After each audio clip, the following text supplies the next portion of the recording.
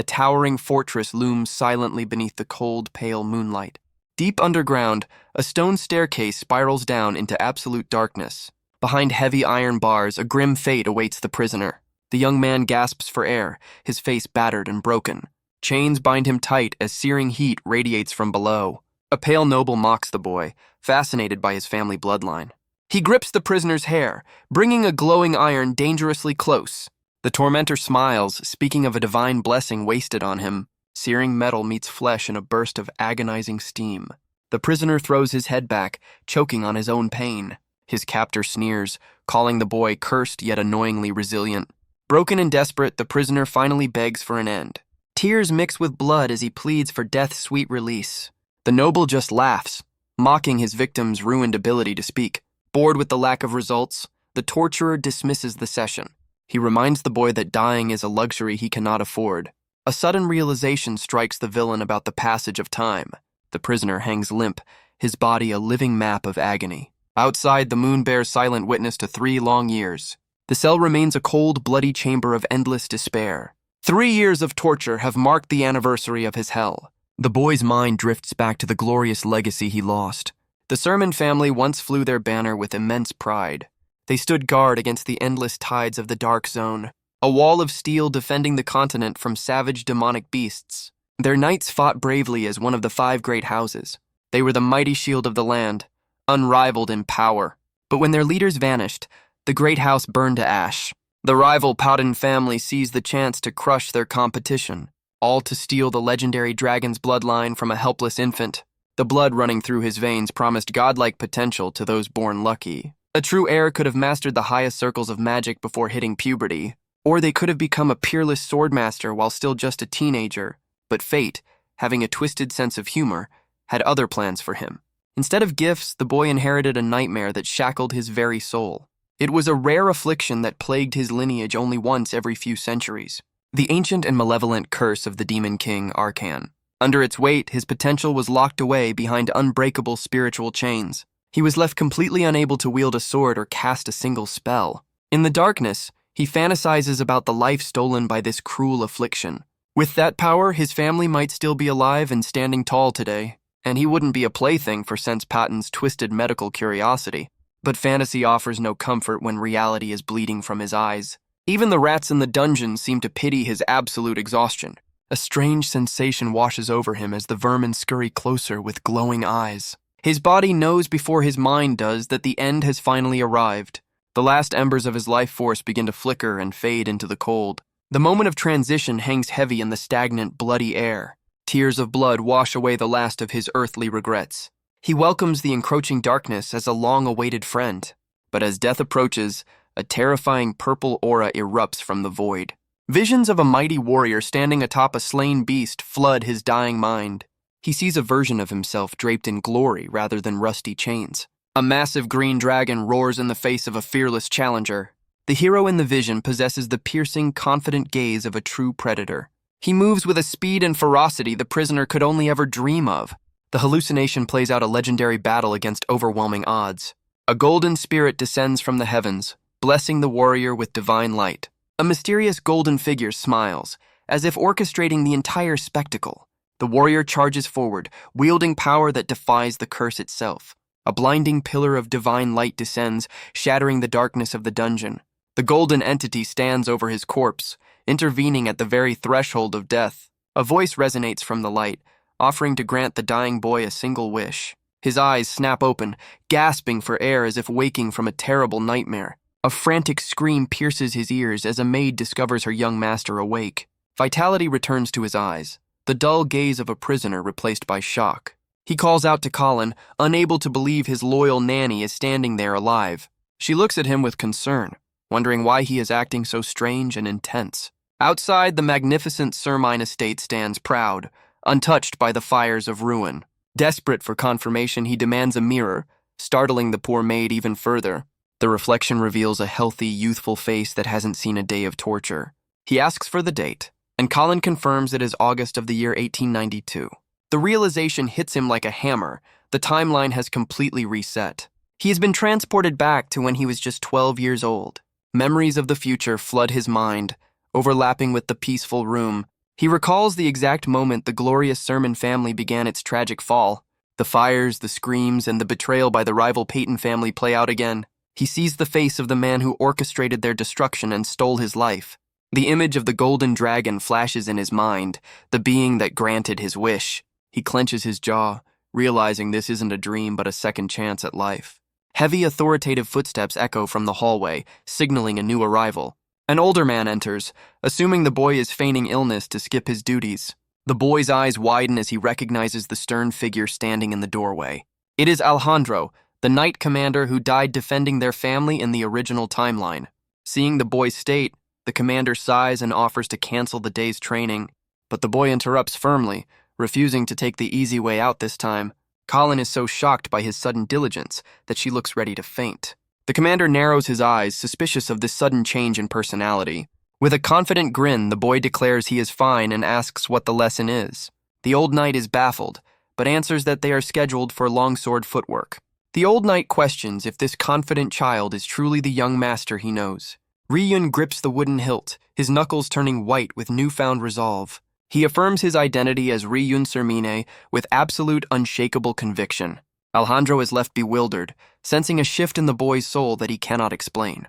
The mechanics of time travel matter far less than the vengeance he plans to exact. He demands to skip the boring drills and jump straight to monster hunting. He views this new timeline as a singular golden opportunity to change fate. His eyes burn with a blue intensity that defies his physical age. It is the only way to rewrite the bloody history that destroyed his family. The pristine walls of the estate hide the dark training about to begin. A holographic status window appears, confirming his stats are still tragically low. Despite the curse, he is relieved that his unique system interface still functions. It is a secret power that sets him apart from everyone else on the continent. With the preparations complete, he faces his first test under the morning sun. The training grounds are silent, waiting for the clash of wood and bone. A chained goblin snarls, its eyes burning with feral hunger and malice. The beast lunges, testing the limits of the iron chain holding it back. It lets out a piercing shriek, thrashing violently against the wooden pillar. Colin watches with bated breath, terrified for her fragile charge. She begs the commander to intervene, citing the boy's history of fainting at such sights. Ryun knows she is right. Yesterday, this sight would have broken him instantly. He closes his eyes, steadying his breathing against the rising tide of panic. But when he opens them, a blue light pierces through the fear. Suddenly, red warning screens flood his vision as the ancient curse activates.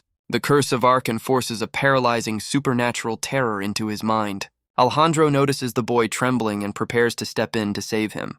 The commander decides the experiment is over and calls for an immediate halt. But Ryun plants his foot, refusing to let the fear win this time.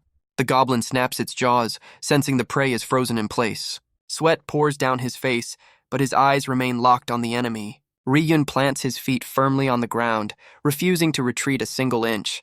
He steels his mind, reminding himself that a lone goblin is nothing compared to his past hell. The terror of the curse pales in comparison to the monster who tortured him for 3 years.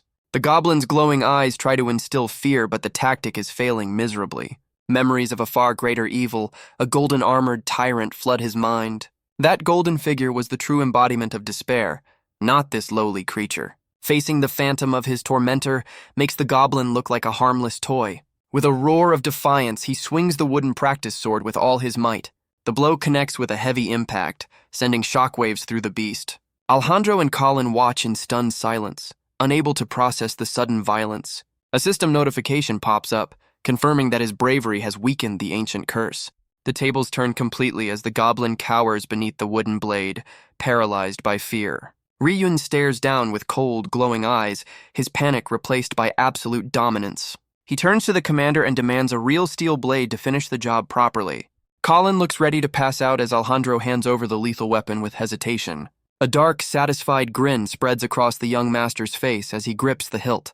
Alejandro is overcome with emotion, his face flushing with sudden, intense pride. In his eyes, the fragile boy has finally taken the first crucial step toward manhood. The goblin trembles against the post, realizing its role as a training dummy is officially over. Ryun raises the steel sword, blue energy crackling around his vision as he prepares to strike. The blade descends in a merciless arc, ending the creature's miserable existence in an instant. Alejandro sees a ray of hope for the Sermon family in the boy's ruthless efficiency. Standing over the defeated monster, Ri-yun looks every bit the future family head. Later, the estate returns to its peaceful silence, masking the violence that just occurred. Ri-yun splashes cold water on his face, washing away the sweat of his first kill. He stares into the mirror, grounding himself in this new reality while water drips from his chin. The reflection of his tortured past overlaps with his healthy present, a haunting reminder of the stakes. He confirms that the system interface is fully functional and ready to serve his ambitions. A golden card appears in the air, tallying the rewards for his first victory. But the experience points are pitifully low, and he realizes he needs a much bigger army to slaughter. The math doesn't add up. Hunting goblins one by one will take centuries he doesn't have. Time is a luxury he cannot afford as the fiery destruction of his house looms in the future. He looks in the mirror, but the reflection of his tortured future self stares back. He grips the system card, determined to squeeze every drop of advantage from this second life. The Sermine family is a ship without a captain, drifting since his father vanished 2 years ago. Enemies are already sharpening their knives, waiting for the noble house to collapse. He clenches his fist, confirming that physical leveling is valid but painfully slow. With a confident smirk, he decides it's time to unlock a faster, more dangerous path to power. A woman with hair like spilled blood and a mask of cold steel strides through the halls. The estate is quiet, unaware that a conversation determining its future is about to happen. Ri-yun faces Sena, the family's most enigmatic powerhouse, with the poise of a veteran. She looks at him like he's asked for a pet dragon, skeptical of his request for magic training. Her posture screams boredom, clearly thinking this is a childish whim. She flares her power, introducing herself as the Magic Division commander to intimidate him. Ri-yun remains unfazed, knowing she stands on equal footing with the mighty Alejandro. She is a ghost in the records, a secret weapon known only to the missing family head. She asks if his little victory against a goblin has given him delusions of grandeur. She explains that magic isn't like swinging a stick. It requires a gift he simply doesn't have. With a cruel smile, she pokes at his deepest wound, his complete lack of talent. Ri-yun admits he remembers the curse well. It's been his constant, suffocating companion.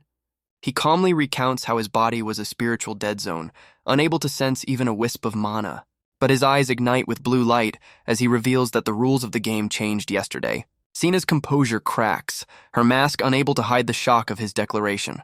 The tea in his cup trembles, reacting to the sudden density of power in the room. A massive, invisible fire dragon roars into existence behind her, a test for his new eyes. She challenges him to describe the masterpiece she just painted with pure energy. Ri-yun's gaze pierces the veil, seeing the mana construct as clearly as the furniture. He identifies the technique instantly, proving that his blindness to magic is cured. Sena is left sweating, realizing the crippled young master is seeing things he shouldn't. He explains that while he can see it, he needs a cultivation technique to anchor the power inside. Ri-yun smiles playfully, admitting that in his current state he couldn't stop her even if he wanted to. His expression softens as he confesses that she is the only person he can trust with this dangerous request. His mind drifts back to the tragic end of the previous timeline, where loyalty was tested by fire. He remembers sitting helplessly in the ruins of his home, awaiting the inevitable end. Even then, Sena had fought like a demon, her mask shattered but her resolve harder than steel. She had burned her own life force to buy him time, smiling even as she disintegrated into light. She was the loyal retainer who shielded him until her very last breath, a debt he can never repay. He speaks her name with a profound weight, acknowledging the bond that only he remembers. Sena is caught off guard by his raw sincerity, a rare blush coloring her usually stoic features. With the agreement made, he discards his shirt, preparing his body for the ordeal ahead. He kneels on the floor, ancient markings glowing faintly on his skin as he centers his breathing. Sena announces the beginning of the ritual, filling the room with a dense, suffocating magical aura. She initiates the Blue Earth cultivation technique, a secret art reserved strictly for the direct bloodline. Her hands weave complex patterns, guiding the volatile mana directly into his dormant core. Ri-yun recognizes the flow, recalling how he used this very method to gain power in a different life. She warns him to concentrate, but the sudden influx of power feels like liquid fire in his veins. Her hands press against his back, acting as a conduit for energy that threatens to tear him apart. She demands absolute stillness, warning that a single slip in concentration could be fatal. The energy shifts to a toxic green, and she offers him a chance to stop before the pain becomes unbearable. Agony rips through his nervous system, a searing pain that eclipses anything physical he has felt today. But his mind flashes back to the dungeon, where pain was not a moment but an endless, bloody reality. He remembers the sadistic smile of the man who broke him, a memory that fuels his endurance. Compared to the hell of his past, this burning sensation is merely a stepping stone to vengeance. He grins through the torment, reaffirming his absolute trust in her abilities to keep him alive. Sena accepts his resolve, closing her eyes to pour even more power into the ritual. Her magical avatar manifests behind him, a towering presence forcing the mana into submission.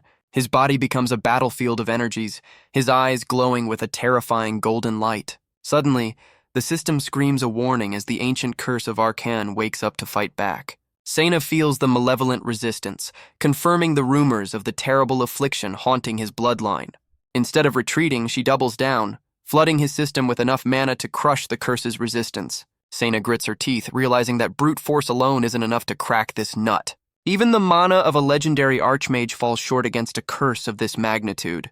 But Ryuan isn't trying to overpower it. He's using a technique from a forgotten era to ride the wave. He intends to trick the curse, turning his own body into a prison for the volatile energy. Sena watches in disbelief as the mana that should be scattering is instead being absorbed. The system interface flashes rapidly, signaling a violent clash between the curse and his will. It is a digital tug of war, with his very life hanging in the balance of those notifications. Inside, his mana pathways are being scorched as if molten lead is being poured through his veins. Yet his eyes burn with a defiance that refuses to acknowledge the concept of surrender. He recalls the countless battles of his past life, where pain was just another Tuesday. He was the master player who stood toe-to-toe with dragons, not some helpless victim.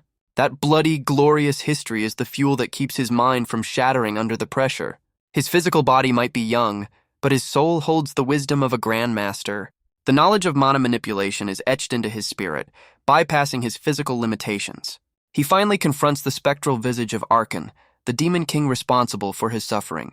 But compared to the golden tyrant he faced at the end of the world, this demon is a joke. A complex crest of light forms in the void, sealing the new power deep within his core. With a final primal roar, Ri-Yun shatters the limits that held him back for so long. The energy storm dissipates, leaving Sena staring at a boy who just achieved the impossible. Gravity finally reclaims him as his body shuts down from the sheer exhaustion of the ritual. Sena rushes forward, panic replacing her earlier stoicism as her young master collapses. Ri-Yun drifts in and out of consciousness, noting that while it hurts, he is still alive, because no matter how bad this burns, it is a gentle tickle compared to his previous life. His mind drifts back to the cold dungeon, where masked figures treated him like a slab of meat. He remembers the callous voices of his captors, deciding that he was no longer useful as a lab rat. A blade slices through the air, intended to end his misery in the most efficient way possible. But steel meets steel in a shower of sparks, halting the execution at the last second.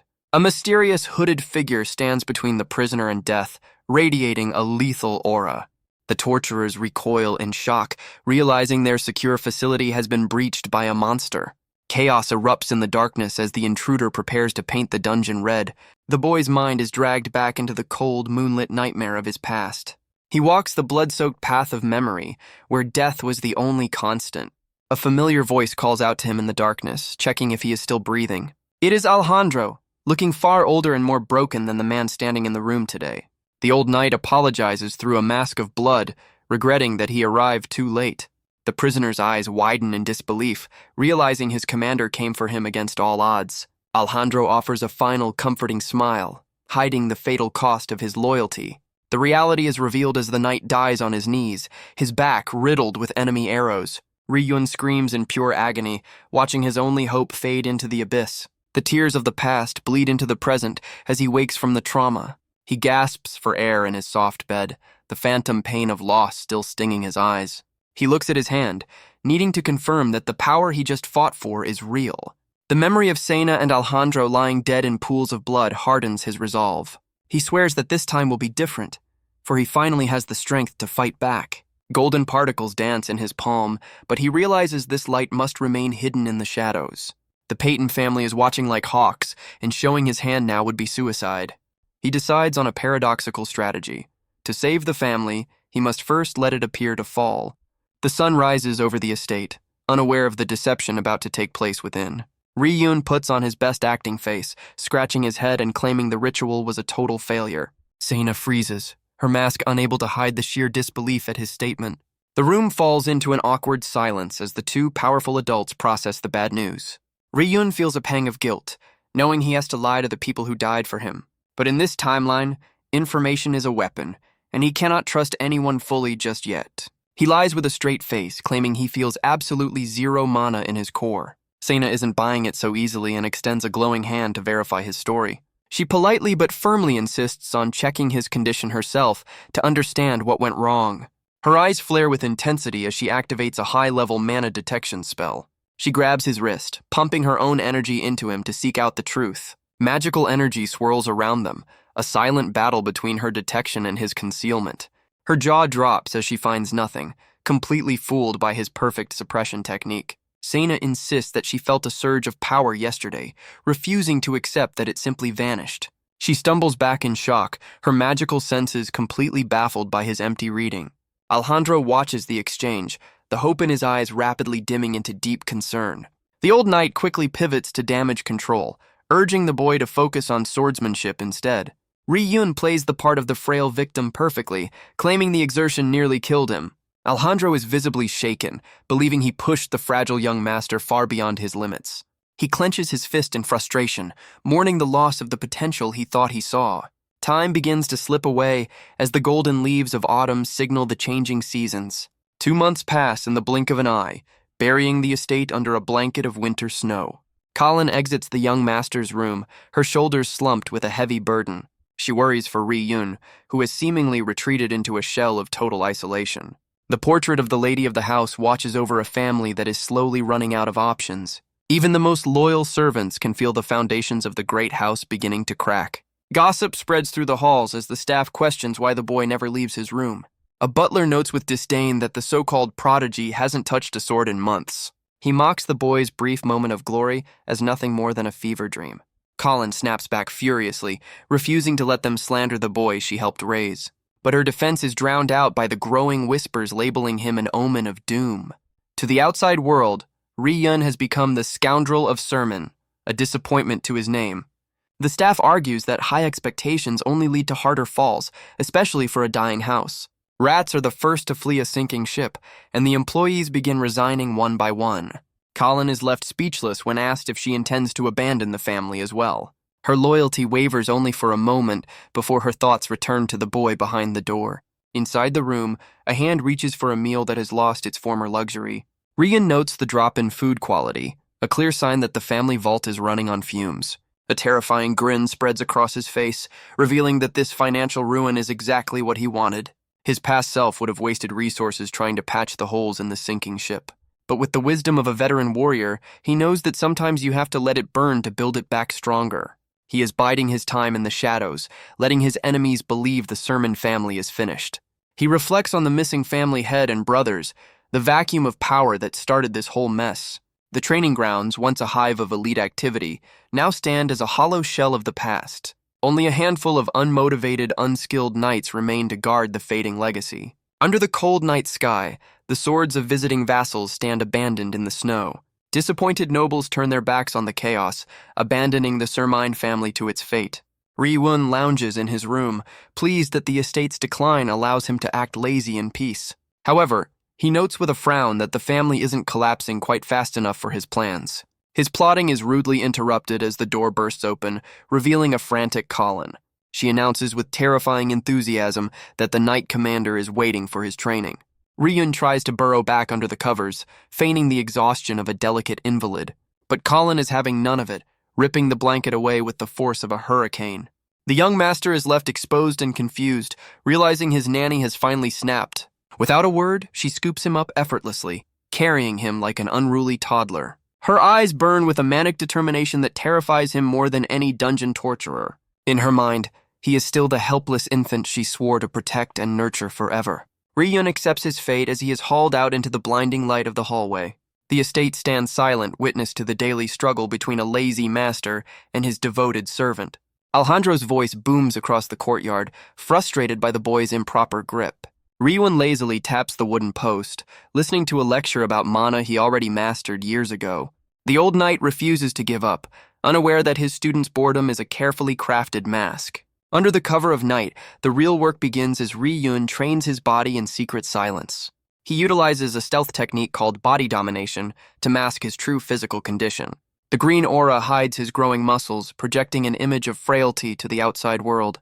During the day, a subtle system notification chimes as he strikes the training post. His stamina climbs steadily, unnoticed by the watchful eyes of his instructor. A smirk touches his lips as his strength increases right under Alejandro's nose. Sensing a breakthrough, he feigns a bathroom emergency to escape the commander's scrutiny. Safely behind a locked door, he lets the suppression technique flare to life. He observes the green energy, noting that sudden movements still threaten to break the illusion. With a focused gaze, he summons the status window to audit his progress. The numbers confirm that 3 months of deception have yielded excellent results. He strides through the halls, mentally organizing his stat points like a gamer preparing for a raid. His internal strategy session is interrupted by the sight of Alejandro speaking with a visitor. It is Truno Hilda, the family's head steward, looking apologetic for disturbing the training schedule. The steward holds a sealed scroll, and Ri-yun's future knowledge instantly identifies the message. He unfurls the parchment, confirming that the timeline is moving exactly as he remembers. It is a royal summons to the birthday celebration of the second prince, Kyle Darren. A wicked grin spreads across his face as he recalls the significance of that specific date. This invitation is the final trigger needed to accelerate his family's calculated collapse. Soon, a carriage rattles along the country road, carrying a very bored young master. The steward notes his fatigue, unaware that his nanny used him as a fashion doll all night. He shudders at the memory of Colin's terrifying enthusiasm for coordinating his outfit. The steward explains that their heavy hitters, Alejandro and Sena, will not be joining the trip. A sudden monster outbreak has conveniently kept the family's protectors occupied elsewhere. Alejandro has been deployed to the border to hold back the encroaching tides of darkness. Meanwhile, Sena is tied up in a mandatory meeting with the acting family head. This leaves a 12-year-old child as the sole representative of the house, a recipe for disaster. The steward remains blissfully confident that their family name still commands respect. Ri-yun knows better, fully aware that their reputation is currently worth less than dirt. In the glory days, a servant could have attended, but now the fallen house must beg for relevance. He leans back with the smug satisfaction of a man watching his own house burn down on purpose. A white dove soars over the gleaming spires of the capital city, Derbon. The carriage rolls toward the magnificent white walls of the royal seat. A grand reception awaits, with servants lining the path to welcome the distinguished guest. Ri-yun steps out into the sunlight, playing the part of the noble heir to perfection. The host greets him with a title that feels more like a mockery than a compliment.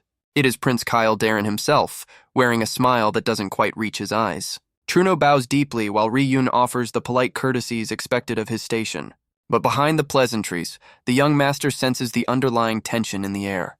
His magical eye activates, scanning the surroundings for threats hidden beneath the luxury. As they move through the streets, he feels the pitying stares of the citizens weighing on the carriage.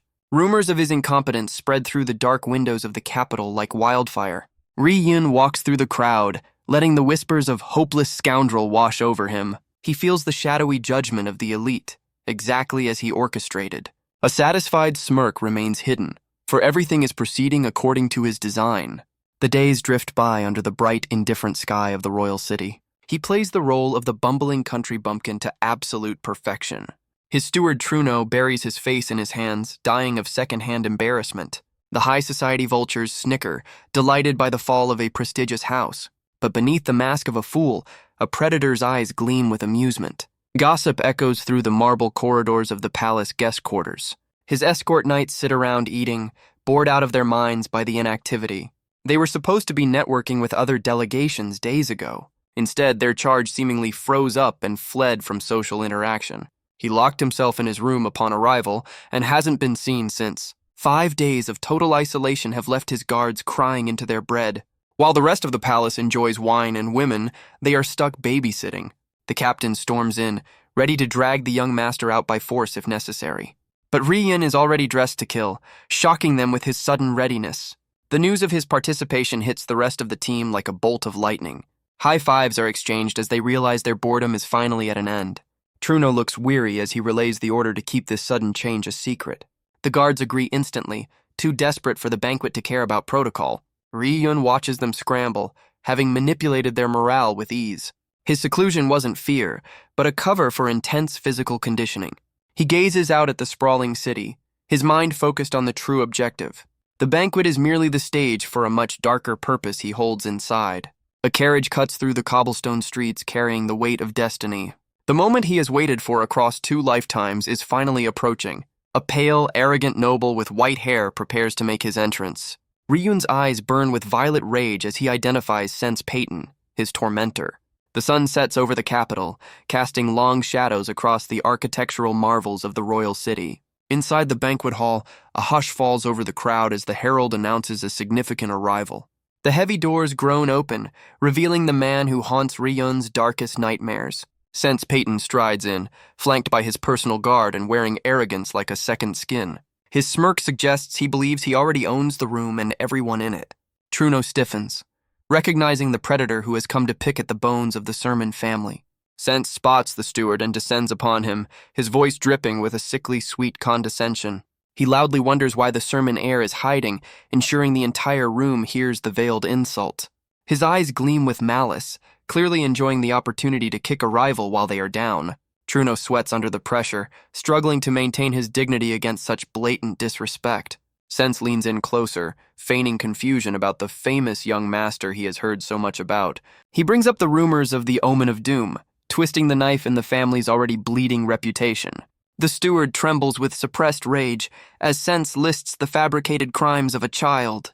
The crowd whispers about Sense's own magical genius, comparing his success to the Sermine's supposed failure. The atmosphere turns toxic as the Peyton heir openly mocks the host family on their own home turf. Sense laughs it off, pretending to be the bigger man who doesn't believe such silly gossip about his peers. Truno is about to lose his composure completely when a sudden announcement cuts through the tension. The main doors swing open once more, bathed in a blinding, almost theatrical light. Ryun steps into the hall not as a recluse, but as a vision of absolute nobility. Truno's jaw hits the floor, unable to reconcile this dashing figure with the lazy boy from the carriage. The Omen of Doom literally sparkles, radiating a charisma that blinds the judgmental onlookers. He stands tall in his formal attire, looking every inch the powerful aristocrat he was born to be. A confident smile plays on his lips, shattering the rumors of his incompetence in a single second. The crowd's disdain instantly morphs into admiration, with hearts fluttering across the room. Sense freezes, his spotlight stolen by the very victim he was just mocking a moment ago. The villain grinds his teeth, furious that the Sermon name is once again the center of attention. Ryun walks past him, delivering a deliberate, heavy shoulder check that nearly knocks Sense over. The young master stops and turns, greeting his future torturer with a smile that doesn't reach his eyes. The room holds its breath, sensing the dangerous electric current passing between the two heirs. Ryun speaks loudly, praising Sense's kindness with a sarcasm so sharp it could draw blood. Ryun loudly brings up Sense's short-lived and infamous time at the academy, feigning innocence about the details. Sense's arrogant mask cracks as he realizes the conversation is heading into dangerous, humiliating territory. Ryun sarcastically recounts a tale of Sense rescuing a fellow student by emptying his pockets. He twists the narrative further, describing Sense's predation on a female student as a heroic act of chivalry. The villain's composure shatters as Ryun pretends to search his memory for one specific, damning detail. A cruel glint enters the young master's eye as he prepares to drop the keyword that will destroy Sense's pride. Truno tries desperately to intervene, but Ryun loudly recalls a story about young Lord Raz and his knee pain. The steward physically drags him away, terrified that Ryun is about to start a war right there in the hall. But as they pass, Ryun leans in to deliver a whisper that cuts deeper than any blade. He is hauled off like a troublemaker, but the damage has already been spectacularly done. Once out of sight, his expression shifts from playful to purely predatory, the mask falling away. Left behind, Sense trembles with a rage that threatens to boil his blood right out of his veins. He can't believe that a supposedly crippled boy just dared to threaten him in his own domain. Ryun walks away satisfied, knowing that an angry enemy is a prone-to-mistakes enemy. He stifles a laugh, delighted that the seed of uncontrollable fury has been successfully planted. The scene shifts to the quiet exterior of the guest quarters, masking the turmoil brewing inside. Inside, the silence is shattered by the sound of expensive porcelain meeting a violent end. Sense storms through his room, his humiliation fueling a destructive tantrum against the furniture. The memory of Ryun's whisper replays in his mind, specifically the mention of his powerful brother, Ras. It forces him to recall the shameful truth of his expulsion that his family tried so hard to bury. The knee pain comment wasn't about medicine. It was a code for a specific humiliating event.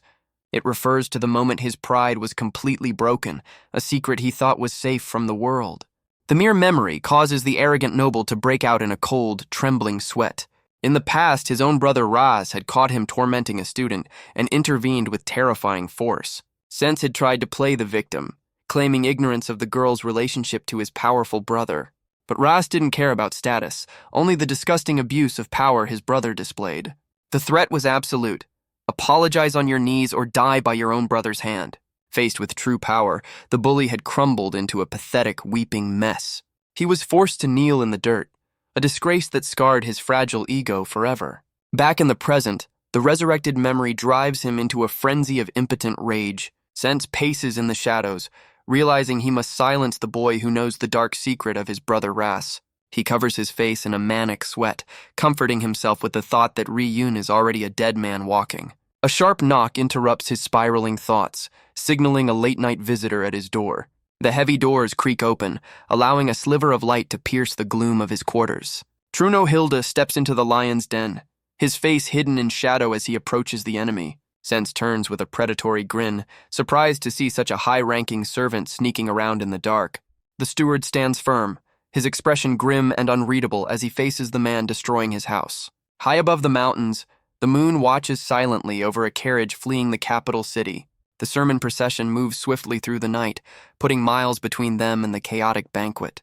Inside the carriage, Ri-Yun relaxes, satisfied that every piece of his performance landed perfectly. He has successfully rebranded himself from a scoundrel to a tragic, intelligent victim in the eyes of the public. Even the arrogant Sense Peyton swallowed the bait hook, line, and sinker, just as planned.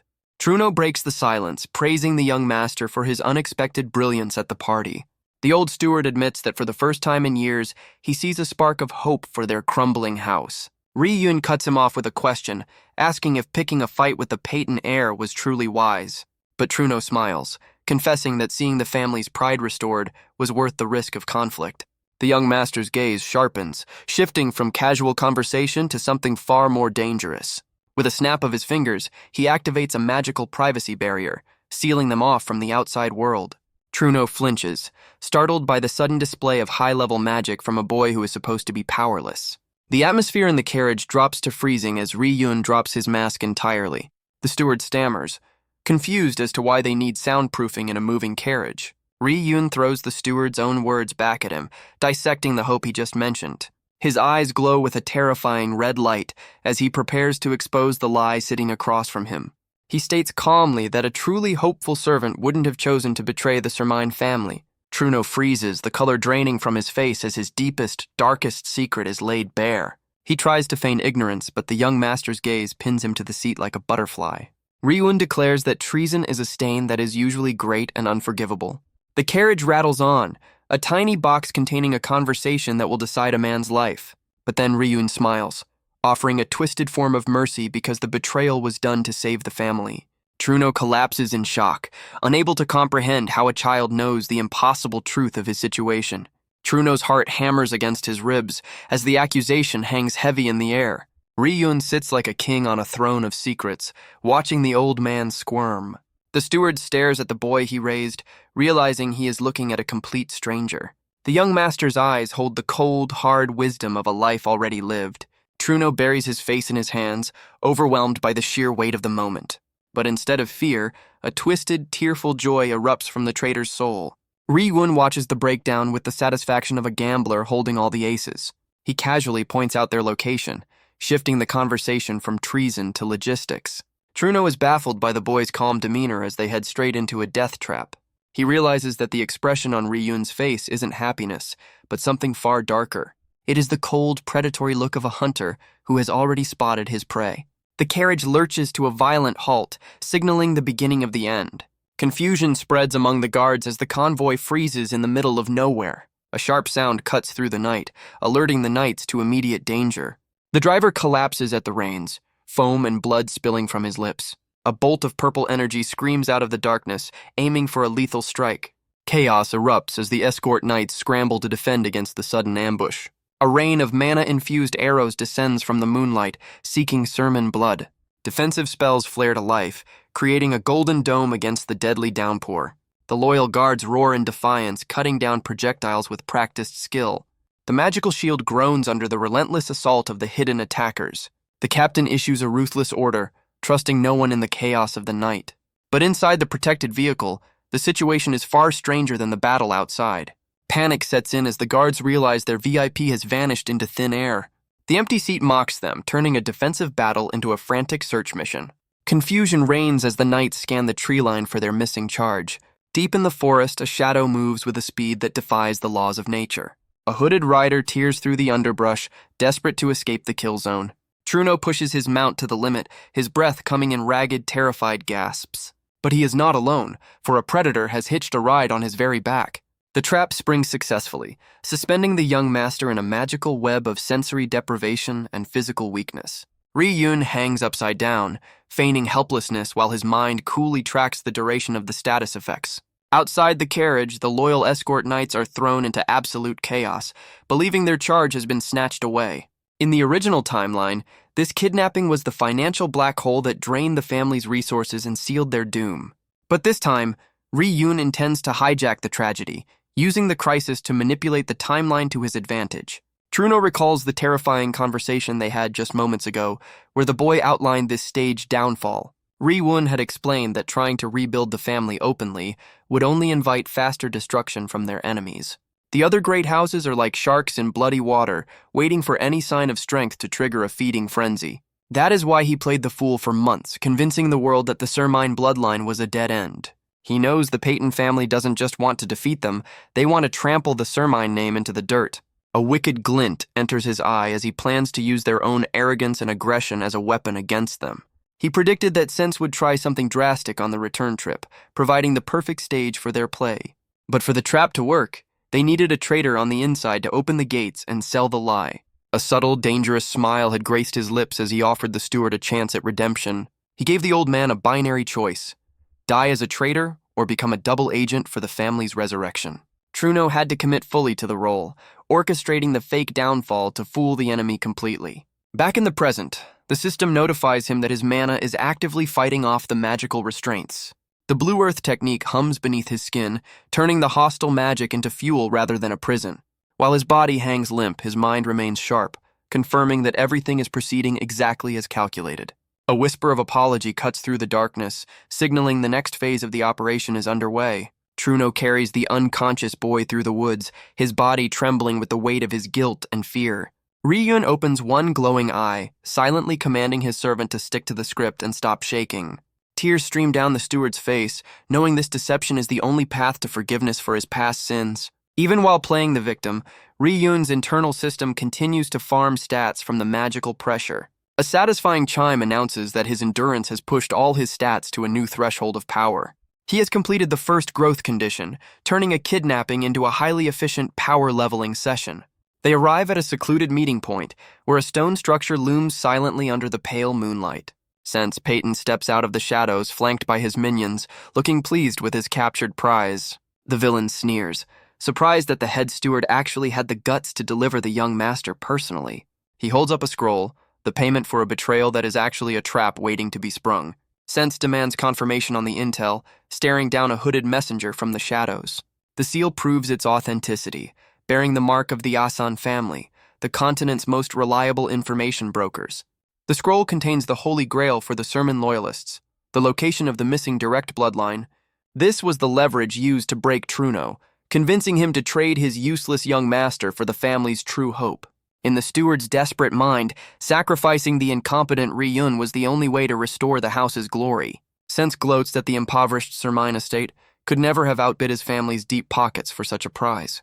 With the transaction complete, the villain dismisses the traitor like a used napkin. Truno pauses to remind the monster of their deal, his voice trembling with a mix of guilt and hope. Sense flashes a lying smile, promising that the precious young lord will be returned safely. The steward rides into the night, fleeing the scene of his crime while Sense watches him go. His minions offer to silence the loose end, but Sense decides to let the Sermon family handle the execution. He figures the traitor is a dead man walking the moment he returns to the estate empty-handed. Alone with his victim, Sense grabs a handful of hair, eager to vent his pent-up rage. The moon hangs high over the isolated hideout, the only witness to the brutality about to unfold. A pulse of magical energy flares, signaling the start of a very personal interrogation. Sense's eyes narrow with sadistic glee, savoring the total control he now holds over his rival. He gets right in the prisoner's face, asking if the reality of his situation has finally sunk in. Ryun stares back with an unsettling calmness, his green eye analyzing the threat level. The villain bursts into laughter, finding the sight of a chained noble to be the height of comedy. Ryun plays the confused victim perfectly, asking what exactly is happening here. He calmly asks if Sense understands the consequences, which only amuses the captor further. Sense leans in, mocking the boy's earlier confidence at the banquet with a cruel sneer. A dangerous light flickers in Ryun's eyes, hidden beneath the shadow of his bangs. The villain brings up the name Ras, clearly still stinging from the humiliation of the past. He screams that the Sermine protectors are dead and gone, leaving the boy utterly alone. A heavy boot crashes into Ryun's chest, punctuating the lesson on hierarchy. The impact sends shockwaves through his body, but the prisoner barely flinches. Sense gleefully reveals the betrayal, shouting that Truno sold him out for a piece of paper. But Ryun's eye glows with a spectral green light, absorbing the violence as mere data. Sense declares this kidnapping the start of a war, unaware he just handed his enemy the perfect excuse. Sense continues his arrogant monologue, calling the prisoner a moron for daring to speak back. A strange green aura begins to manifest around the villain, though he remains oblivious to the danger. Ryun's eye snaps open, the pupil contracting into a symbol of absolute magical control. The air hums with power as invisible gears of magic begin to turn beneath the floor. Green flames erupt from the boy's body, shattering the illusion of a helpless prisoner in an instant. He stands at the center of a complex formation, the chains now looking like mere decorations on a powerful mage. Sense shields his eyes, unable to comprehend the blinding radiance coming from his victim. The villain finds himself trapped within a cage of emerald light, his arrogance replaced by confusion. He stares into the abyss of mana, realizing too late that the hunter has become the prey. Ryun steps onto the air itself, using the floating magic circles as a staircase to dominance. Outside, the moon shines down on the tower, a silent witness to the sudden shift in power. The chains still bind his wrists, but the magical pressure in the room has clearly shifted sides. Sense attempts to retaliate, screaming in confusion as his own magic fails to answer his call. He frantically gestures, but the mana in the air refuses to obey his commands. Desperate denial sets in as he accuses the boy of using a cheap parlor trick to buy time. Ryun just smirks, throwing the villain's own insult back in his face with interest. His eye glows with predatory amusement, savoring the look of dawning horror on Sense's face. He reminds his captor that warnings were given, even if they were foolishly ignored. The crippled boy is gone, replaced by a mage of terrifying caliber staring down an insect. He decides to end the villain's monologue permanently with a simple observation about his big mouth. The air crackles with static as Ryun prepares to demonstrate what real power looks like. Sense suddenly gasps, invisible hands tightening around his throat to cut off his words. A complex seal burns into his skin, physically locking away his ability to speak. Panic sets in as he clutches his neck, realizing his voice has been magically stolen.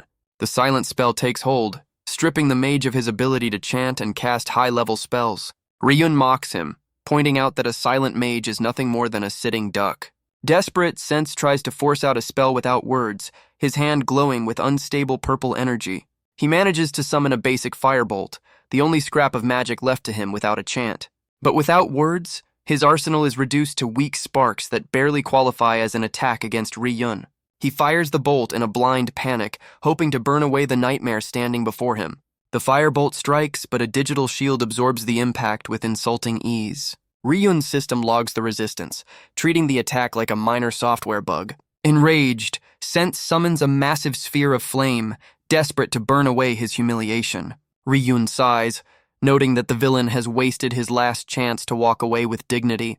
Blue magic circles flare as Sense prepares to unleash a third circle spell of destruction. He hurls the fireball with a scream, pouring all his malice into one final strike. But panic floods his eyes as the spell begins to unravel in midair. A disruption seal activates over Ryun's eye, dismantling the magic structure instantly. The flames vanish, and Ryun mocks him for trying to use brute force against a superior technician. Sense grits his teeth, his reality shattering as the cripple dominates him completely. Abandoning range, he conjures a mana blade and charges in for a desperate melee kill. Ryun watches the approach calmly, his blue eye tracking every clumsy movement.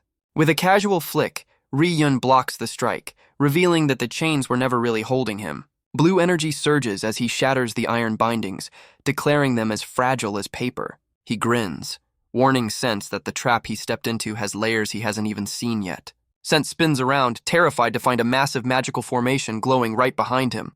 A bolt of paralysis magic slams into him, locking his body in a rigid cage of lightning. Ryun stands free and smiling, bathed in the blue light of his absolute victory. The villain crashes to the floor, his body twitching helplessly as the spell takes full effect. Ryun looms over him, deciding to let the prisoner sleep on his new reality for a while. The camera inverts, emphasizing that the world has turned upside down for the patent heir. Silence reclaims the dungeon, broken only by the dripping of water and the hum of magic. Sense's eye snaps open, groggy and disoriented in the cold darkness. A voice drips with sarcasm from the shadows, asking if the princess has finally woken up. Ryun sits comfortably, playing with a dagger and mocking the length of Sense's nap. Sense realizes with horror that he is now the one strung up like a piece of meat. He yanks at the chains, but the iron holds fast against his physical struggle. Hate burns in his eyes as he stares at the boy who dared to put him in this position. But then he realizes his voice works and the chains aren't magical, so he immediately tries to cast a wind spell. A hidden trap activates instantly, shocking him with green lightning before he can finish the first syllable. Ryun steps closer, mocking the idea that he would let himself be chained without a backup plan. He reveals a blade, explaining that he had already turned the dungeon into his own domain before arriving. Sense stares in confusion, his brain struggling to process the sudden shift in power dynamics. Steel meets flesh as Ryun carves his own brand of justice into the villain's skin.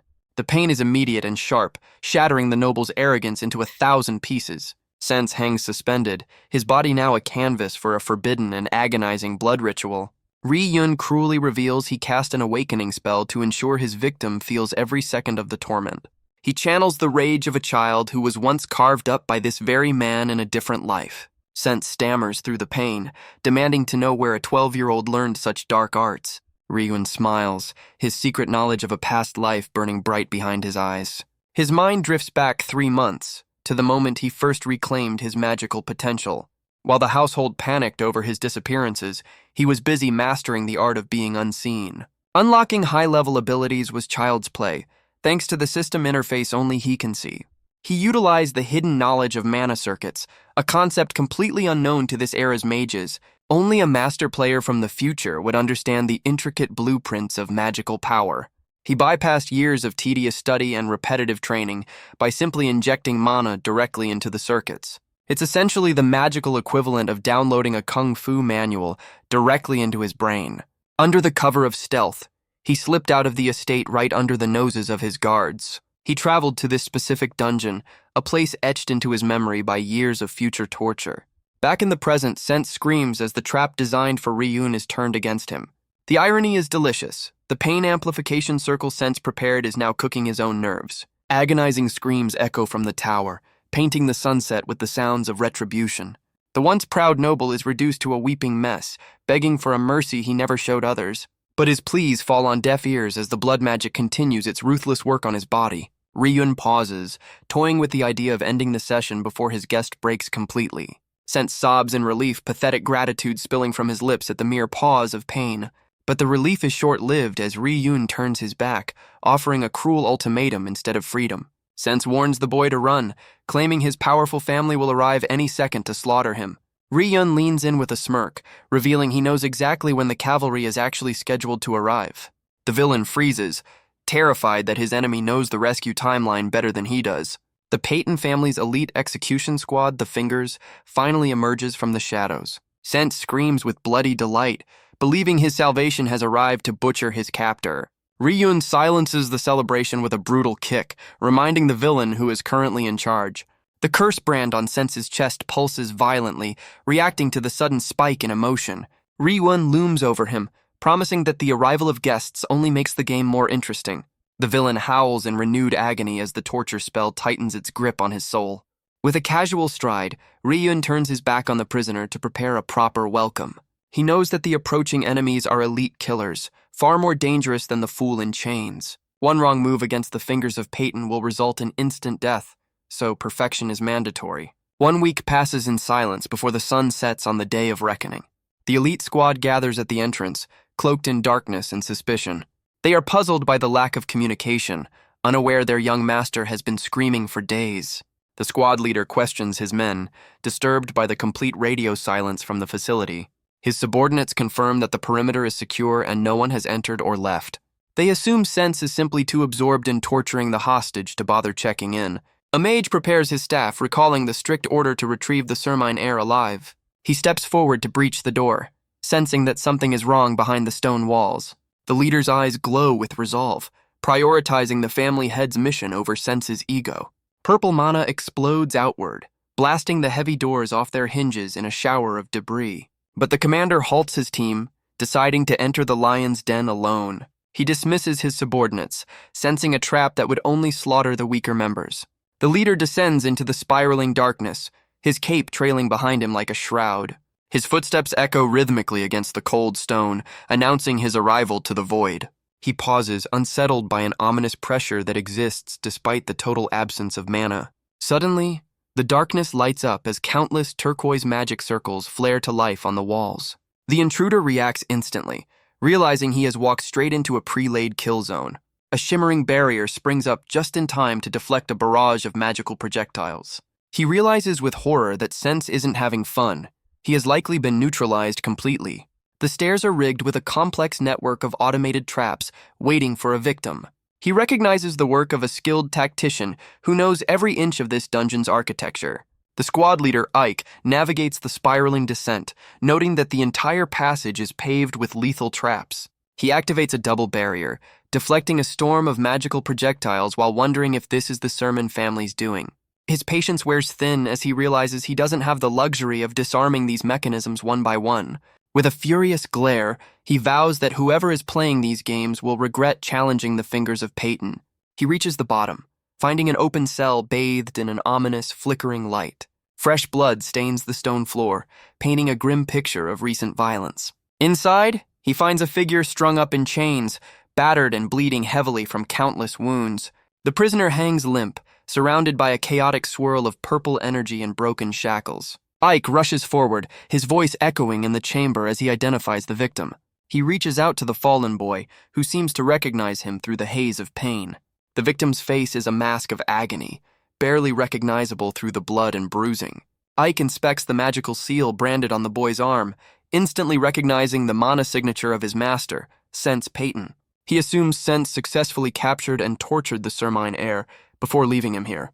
He decides that stabilizing the prize is the priority and prepares to administer aid before escaping.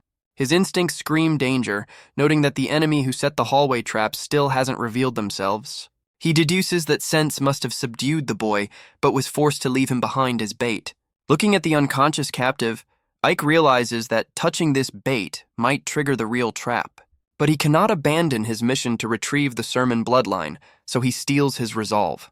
The prisoner suddenly curses Ryun Sermine, a strange thing for the boy to say about himself. Ignoring the oddity, Ike prepares a powerful spell to ensure the boy cannot be moved by anyone else. He begins the chant for a 7th circle complete binding, intending to strip away the victim's will entirely. But just as the mana gathers, the prisoner flips upside down, revealing a healthy, smiling Ryun hovering above him.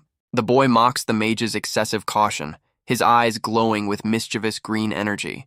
Panic overrides logic, and Ike instinctively cancels his complex spell to launch a desperate fireball. The explosion rocks the small cell, filling the space with smoke and chaotic magical discharge. Ike stumbles back, realizing too late that he has been fighting illusions rather than flesh and blood. He coughs up a spray of blood, his internal organs ravaged by the backlash of canceling a 7th circle spell mid-chant. The mana flow reverses violently, punishing him for his hesitation just as Ryun planned. Dozens of green spectral Ryuns appear, taunting him for focusing on the bait instead of the hunter. Enraged and humiliated, Ike raises his staff to purge the room of these mocking phantoms. The dungeon erupts into chaos as illusions swarm the confused mage from all sides. Ryun moves like a phantom, his speed enhanced by the dungeon's mana density. He dances through the air, a dagger gleaming with lethal green intent. Green and purple eyes lock in a deadly contest of wills and reflexes. Ike swings his staff with crushing force, but hits only empty air and shadows. The squad leader sneers, calling the boy arrogant for relying on cheap parlor tricks. He lands a devastating blow, smashing what appears to be the boy's physical body. The figure is launched backward, crashing violently against the cold stone floor. Taking no chances, Ike unleashes a point-blank explosion to incinerate the threat completely. He stands over the motionless form, convinced the young master's luck has finally run out. But a glint of metal on the floor catches his eye, pausing his victory lap. A dagger lies near his boot, humming with a strange, delayed magical charge. Realization strikes him like a lightning bolt. The attack was never meant to hit. A blade erupts from his throat, spraying blood across the dungeon walls. The assassin strikes from behind, wearing a face that freezes Ike's blood cold. Ike stares in horror, realizing his own master's hands are holding the knife. Ri-Yun smiles through Sense's face, revealing the terrifying truth of his blood magic. The ritual carved into the skin wasn't just for torture, but for soul transfer. He reveals that his real body on the floor currently houses Sense's trapped soul. Despite the fatal wound, Ike tries to detonate his mana core in a suicide pact. A massive explosion engulfs the room, threatening to bury them all in rubble. Debris rains down as the smoke clears, revealing the outcome of the desperate gambit. The dust settles, but the dungeon remains standing, contained by Ri-Yun's barriers. A fragment of the squad leader's mask clatters onto the stone floor. It spins to a halt, symbolizing the complete destruction of the Titan elite. Ike lies broken and defeated, staring up at the monster wearing his master's skin. Ri-Yun stands tall in his stolen body, the green eye marking his dominance. A predatory grin spreads across Sense's face, fueled by Ri-Yun's victorious soul. He crouches down, not to finish the kill but to deliver a final message. He produces a potion, deciding that death is too easy an escape for them. Ri-Yun douses himself in a healing potion, washing away the blood of a battle that shouldn't have been possible. The system acknowledges his suffering, generating a resistance skill born from pure agony. The skill ranks up immediately, a testament to the brutal pain he just endured to secure victory. He grits his teeth, realizing he needs a specific, visible scar to sell his story to the world. He endures the self-inflicted torment, knowing that a perfect lie requires a touch of real blood. With the stage set, he celebrates the impossible feat of a novice hunting down a grand mage. The system confirms his victory, treating the death of an elite like a massive jackpot. A golden notification flashes, signaling the completion of his hidden objective. The rewards begin to cascade, pushing his growth speed beyond any logical limit. He stares at the results, realizing the system has been incredibly generous with the experience points. His level has skyrocketed from a lowly 2 to a respectable 15 in a single heartbeat. He marvels at the numbers, having skipped months of grinding in just one night. He wonders if the hidden quest multipliers are responsible for this absurd bounty of power. But he pushes the math aside, prioritizing a time-sensitive ritual over celebration. A complex magical formation hums to life on the dungeon floor, hungry for a sacrifice. He drags the corpse of the elite mage toward the center of the circle to serve as fuel. A thick trail of blood marks the final journey of the Patton family's enforcer. The dead mage becomes a crucial component in a grand design to reshape Ri-Yun's future. He relies on the absolute truth that magic is carved into the soul, not the meat suit he is wearing. Since his soul is intact, his magical circuits remain fully operational even in this stolen body. He confirms that he can wield his own mana signature despite wearing his enemy's skin. He begins the transfer, pouring his own life force into the ritual to catalyze the reaction. The cost is steep, draining the levels he just earned to power the forbidden spell. The system deducts his hard-won progress as payment for the dark art he is performing. But the sacrifice triggers a hidden condition within the system, unlocking a new potential. A rare opportunity manifests, revealing a path usually closed to mere mortals. The Shadow class appears, a legendary designation for those who strike from the dark. He secures the first class, but realizes he has enough fuel to be greedy. The storm outside mirrors the ambitious tempest raging in his mind as he pushes for more. He decides to gamble everything on a triple advancement while the iron is hot. He aims for the ultimate class, a legendary tier that once crowned him the strongest entity in the realm. To unlock the advanced ghost tier, he needs a soul vast enough to contain the synergy of a necromancer and an assassin. The risk is catastrophic. A single misstep in the ritual could shatter his mind into irreparable dust. But the reward is absolute control over his destiny, a gamble he is more than willing to take. He initiates the synchronization, aligning his stolen body with the spiritual blueprint of his original form. The system demands a heavy tax, stripping away 5 hard-earned levels in a single painful instant. Magical lightning crackles around his vision as the cost of forbidden power is extracted from his core.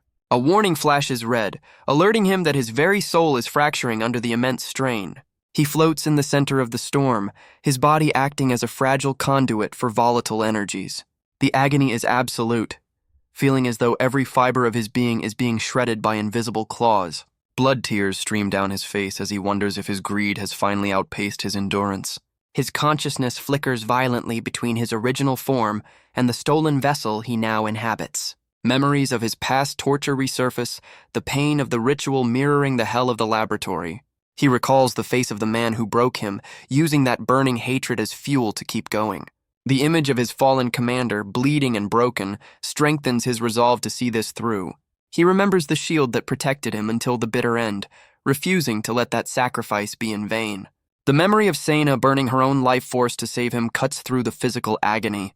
Her final, defiant smile in the face of death reminds him that pain is temporary, but failure is forever. He clamps his jaw shut, grinding his teeth as he forces his body to accept the overwhelming power.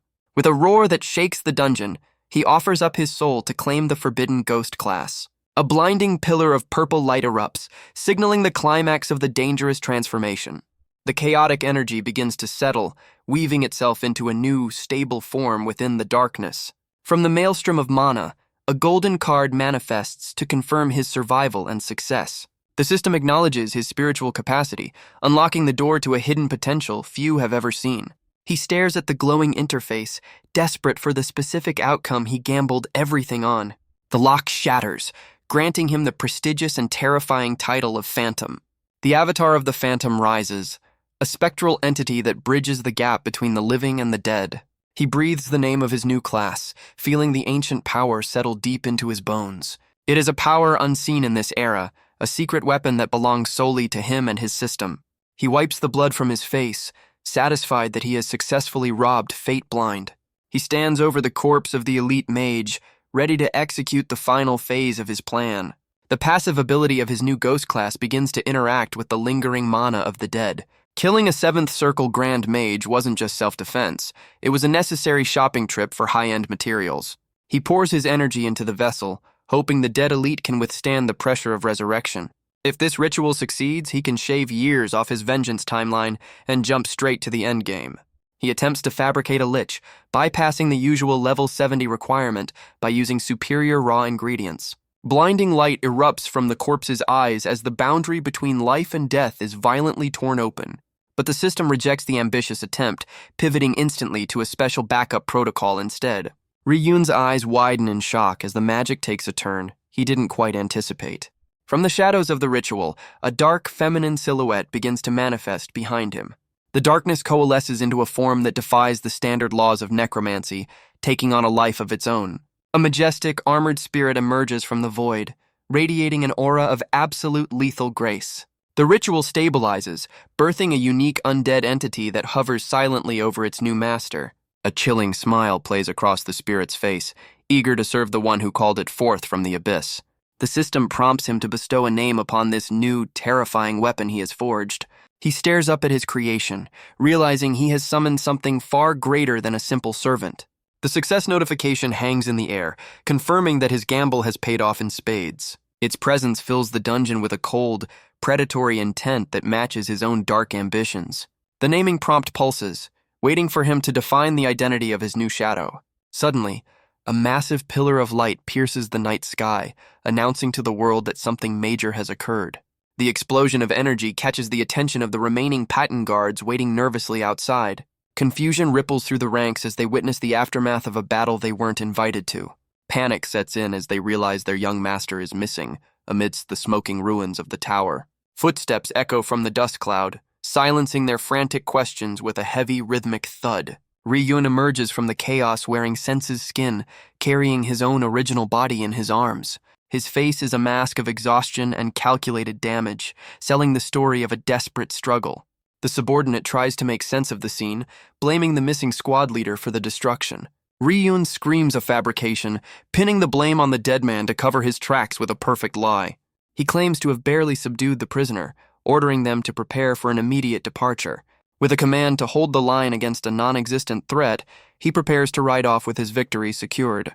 The aftermath of the explosion leaves the dungeon entrance in absolute chaos. Under the cover of darkness, a lone rider vanishes into the deep forest. It marks the moment the world lost track of the sermon heir completely. News travels fast to the main encampment of the Peyton forces. A scout delivers the grim report to a high-ranking commander with fiery red hair. The commander listens intently as he learns that Ike and his squad have been wiped out. A dangerous smile plays on his lips, though the news is objectively terrible. He crushes the report in his hand, his frustration manifesting physically. The commander realizes the gravity of the situation if this failure becomes public knowledge. He asks the trembling scout if anyone else is aware of what happened tonight. The scout hesitates, unaware that a silent executioner stands right behind him. The armored figure's helmet glows with a lethal red light, awaiting the order. A single slash silences the witness forever, tying up the loose end in blood.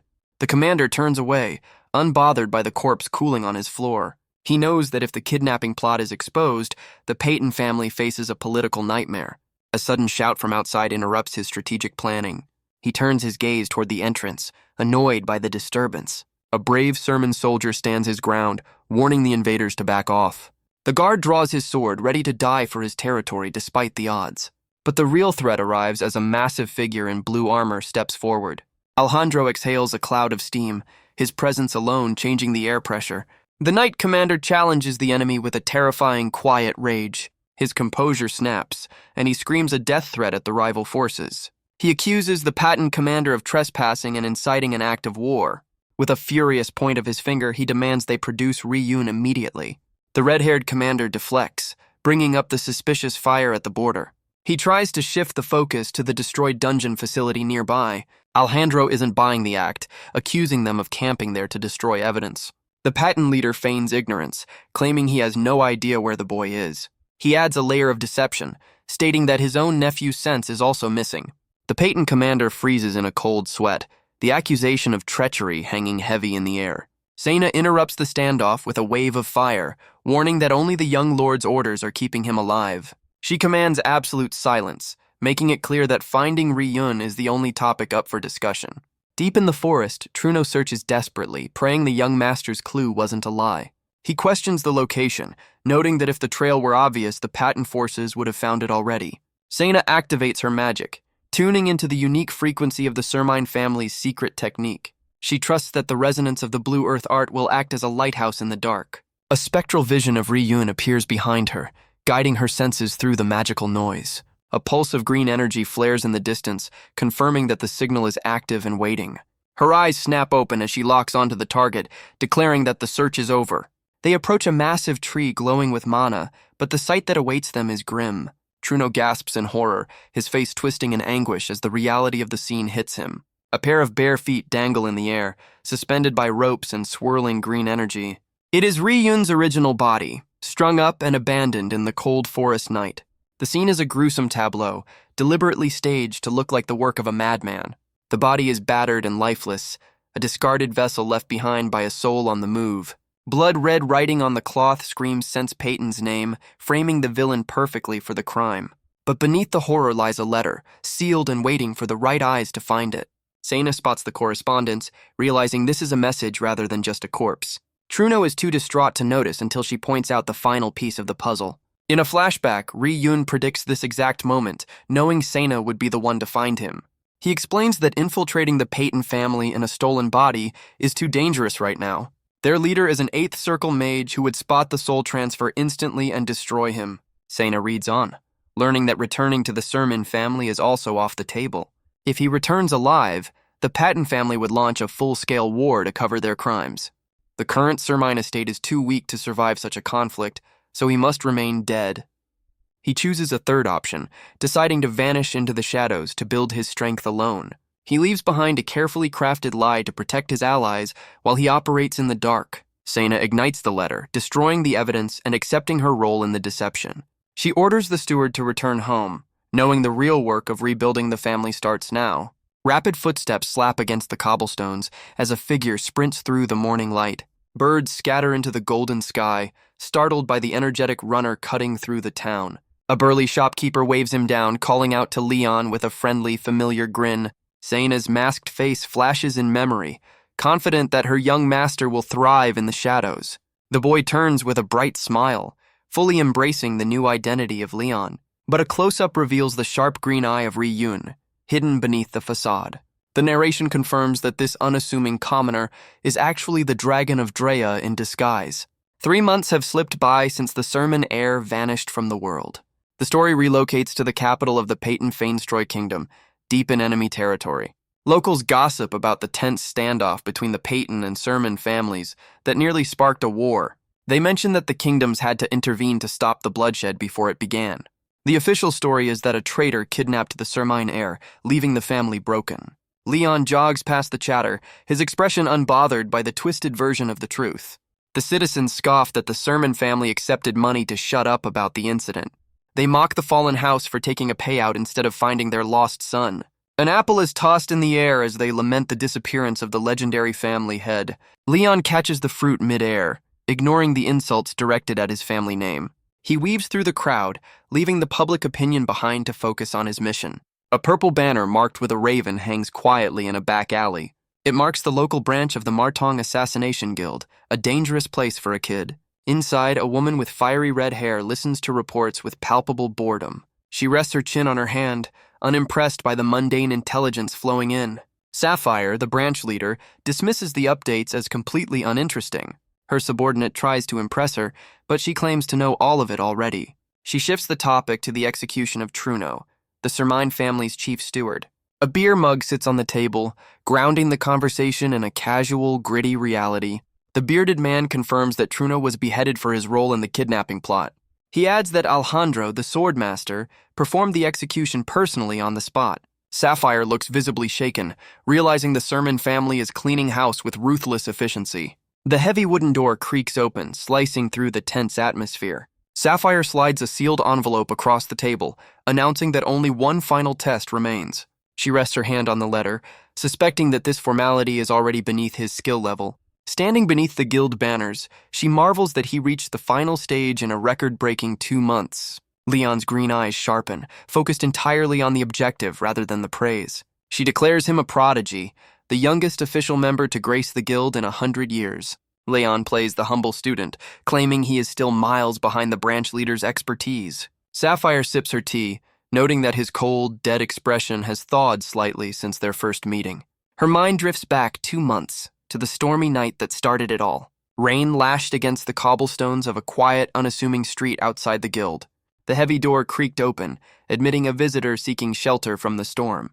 A small, drenched figure stood in the entrance, looking more like a beggar than a client. But Sapphire's eyes widened as the beggar slammed a massive bag of gold onto the table.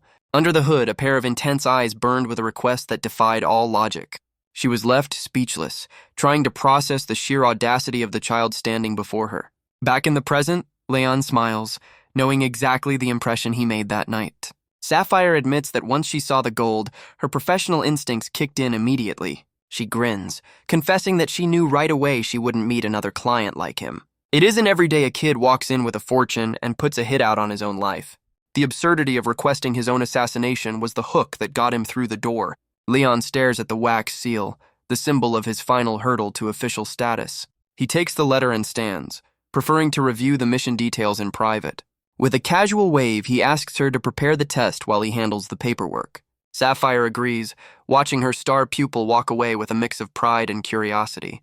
The door clicks shut, leaving the branch leader alone with her thoughts. The silence of the room feels heavier now that the prodigy has left.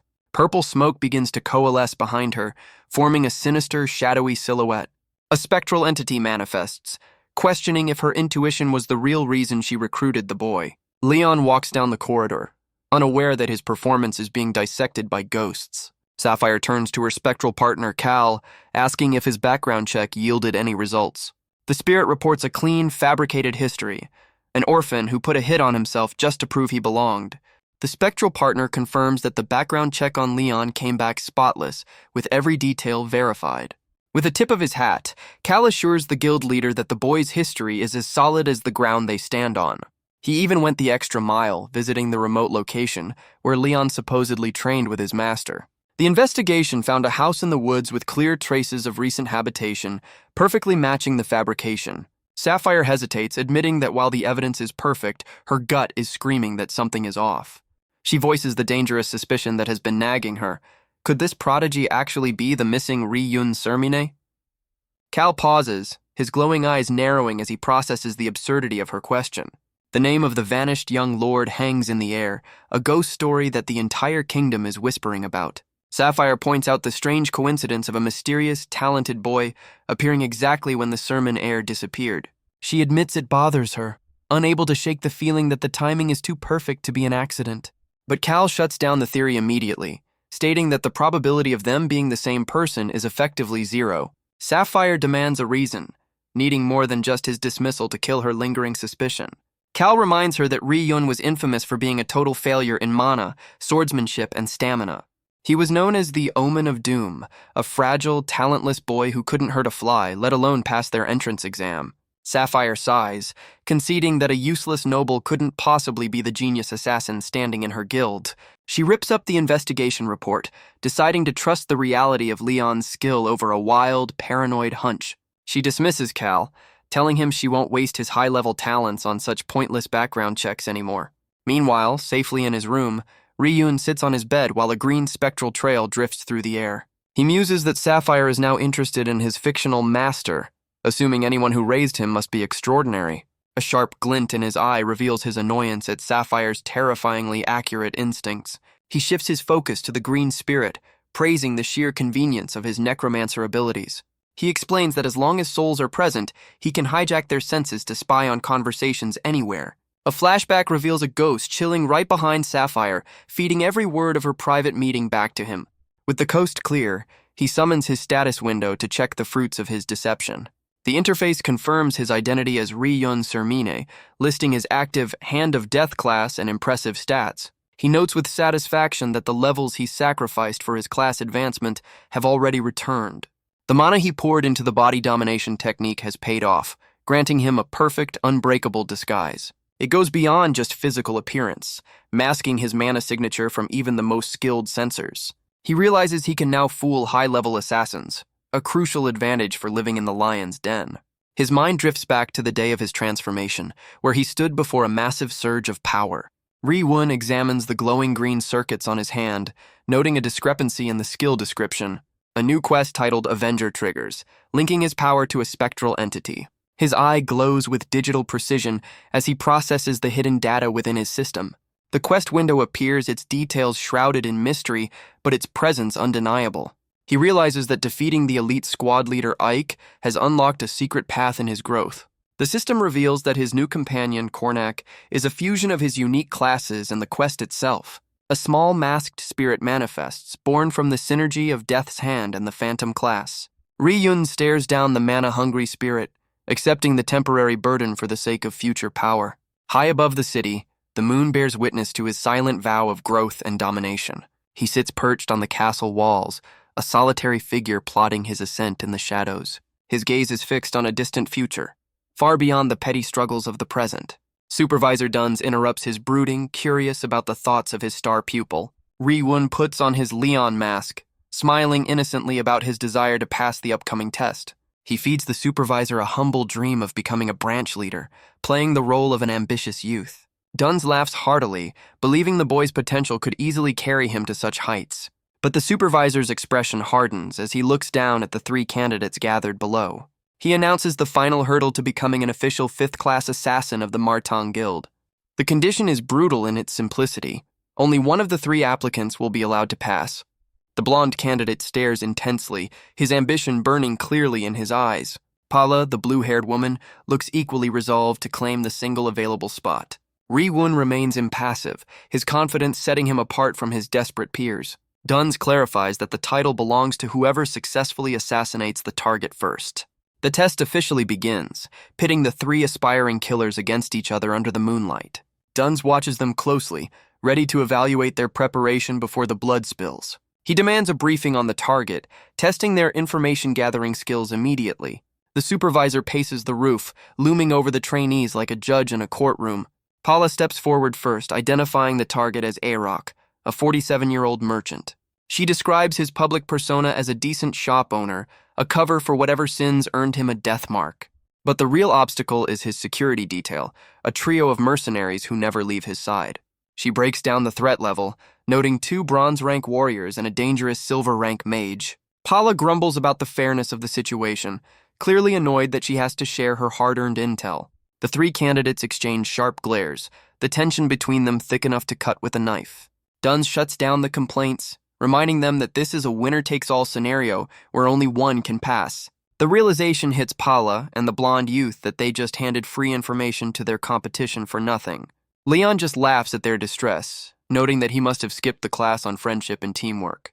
Dunn strokes his beard with approval, confirming that selfishness is a virtue in their line of work. He stands atop the fortress wall, declaring the start of a test with absolutely 0 restrictions on methods. He emphasizes that using people as tools and discarding them is the very essence of being an assassin. The other 2 candidates look sick to their stomachs, overwhelmed by the ruthless nature of the exam. With a final dramatic command, Duns unleashes the aspiring killers into the moonlit city. They scatter instantly, 3 predators diving into the urban jungle to hunt a single prey. Duns watches them go, his mind drifting back to the absurdity of Leon's initial recruitment. He recalls the briefing where Sapphire mobilized an entire squad of elites just to test one kid. The stakes were high. A massive payout for success, but a humiliating condition for failure. If the veterans couldn't catch the boy, they would be forced to accept him as a special trainee. Duns remembers scoffing at the order, thinking the guild leader had finally lost her mind. He had arrogantly promised to wrap up the hide-and-seek game in 10 minutes flat. But the memory ends in disgrace, with his elite team battered and outsmarted by Leon's traps. That defeat forced him to honor the deal, welcoming the smug victor into the fold as a student. Back in the present, Duns acknowledges that the road to becoming an official member is brutal. He notes that Sapphire personally cranked the difficulty of this final mission to the max. As Leon moves through the night, Duns wonders if he is watching history in the making. The target's stronghold looms under the moonlight, a fortress of stone and secrets. The blonde candidate makes a loud entrance, smashing through a window with 0 subtlety. He lands with a surge of mana, convinced his speed has outpaced the magical alarms. He sprints through the halls, patting himself on the back for bypassing the mercenaries. But his stealth is a joke, and the guards immediately spot the intruder in their midst. Paula watches from the shadows as the security force chases the noisy decoy down the hall. She sneers at his incompetence, though she silently thanks him for being such effective bait. With the guards distracted, she focuses on the target's habit of fleeing to a specific safe room. Leon tracks the target to the most unexpected fortress in the mansion, his wife's bedroom. Inside, a woman paces barefoot, her patience worn down to the absolute limit. She screams at her husband, furious that his messy life has brought assassins to their doorstep. Arak tries to calm her down, swearing that the security in this room is impenetrable. From the shadows, a golden eye observes the defenses, confirming they are indeed formidable. High in the rafters, Paula notes that the elite mercenaries have been lured away by the decoy. She grips her dagger, calculating that she can slaughter the remaining regular soldiers in a frontal assault. But inside the room, Arak panics as his wife points a weapon at him instead of an intruder. Paula freezes in her hiding spot, stunned by the sudden twist in the narrative. The wife trembles with rage, recalling the sweet lies he used to whisper to keep her docile. She snaps, accusing him of stealing from her family to fund his debauchery. The blade gleams as she screams about the money wasted on his concubine's gifts. Arak stammers a pathetic excuse about business funds, but it falls on deaf ears. The argument ends in blood as she plunges the knife into his chest. Paula watches in disbelief, realizing her target is being assassinated by his own spouse. The merchant collapses, his life ending not by a professional killer, but by domestic fury. The murder weapon clatters to the floor, echoing in the sudden silence of the room. The wife stands over the corpse, the adrenaline fading into horror at what she has done. She stares blankly at the blood, her mind shattering under the weight of her crime. Guards rush toward the door as she stands amidst the ruin of her marriage. Paula realizes with a sinking heart that the mission objective has been stolen right in front of her. She questions the rules of the game, wondering if a kill steal by a civilian counts as a failure.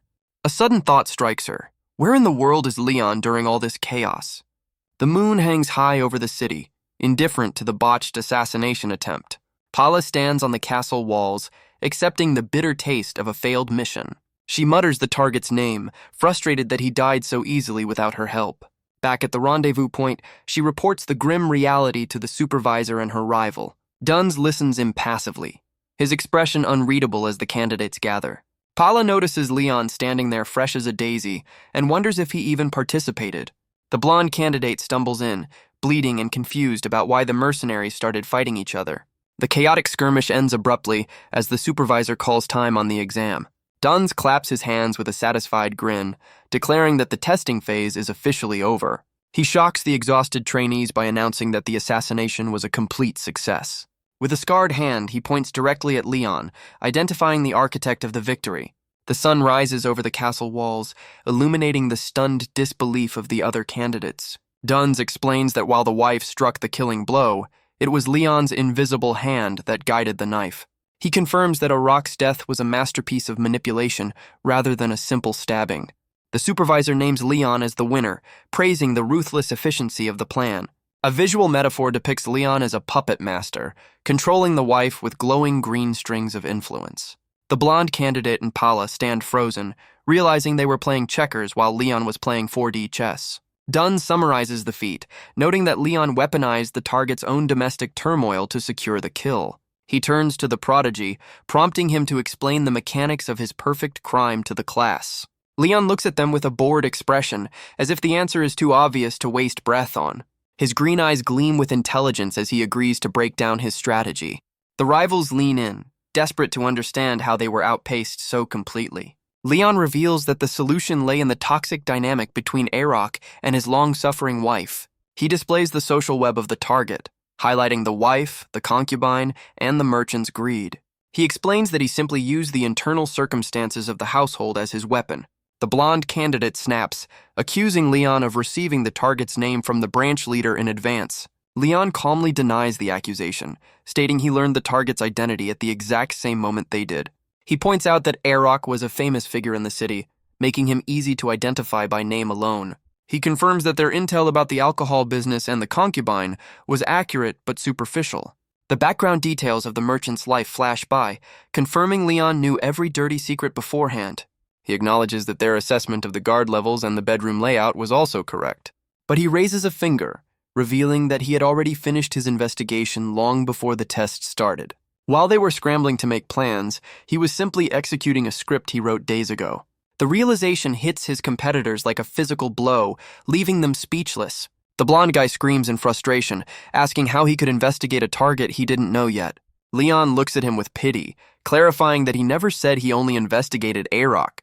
He reveals the terrifying scope of his preparation. He gathered dirt on every single potential target in the entire city. Leon explains that he planted a seed in the wife's mind, framing the chaos as a plot by the concubine and her lover. He notes that she was so drunk on his narrative that she hallucinated the other assassins as the lovers in question. A flashback reveals the final push, where he personally delivered a letter that would tip her over the edge. The scene shifts to the moment the wife received the damning evidence from her own butler. The letter revealed that the money for the concubine's lavish gifts was stolen directly from her own family's fortune. Dunn stares in horror, realizing the entire test was a puppet show orchestrated by a single child. The other candidates turn pale, realizing they were unwittingly cast as the villains in the wife's domestic drama. But the supervisor remains skeptical, arguing that rage alone rarely drives a civilian woman to butcher her husband. Leon flashes a wicked grin, admitting that he gave her a little alchemical courage to help the process along. He reveals that he spiked the household's alcohol supply with a potent rage-inducing potion. He adds casually that he also drugged the mercenaries' water supply to minimize the risk to his teammates. Paula asks for details, and he explains the drug cloud's judgment and amplifies aggression to lethal levels. The blonde candidate realizes with a shock that the guards fighting each other wasn't luck, but chemistry. Leon winks, claiming he didn't want his future colleagues dying on a simple entrance exam. The two rivals are left blushing and confused, unsure whether to be terrified or touched by his twisted mercy. Duns puts the pieces together, visualizing how the drugs and the lies combine to turn the wife into a killer. As the sun rises, the supervisor declares that a true assassin doesn't always need to be the one holding the knife. He officially congratulates Leon on passing the test, acknowledging the boy's terrifying efficiency. But Leon isn't done, greedily noting that he plans to collect a double paycheck from the grieving widow. Duns is confused until Leon explains that while the wife struck the blow, the assassins provided the perfect cover story. He points out that only the people on this roof know the truth, that Arak died by domestic violence, not a hit. The wife is now trapped by her own crime, desperate to pay any price to frame the intruders for the murder.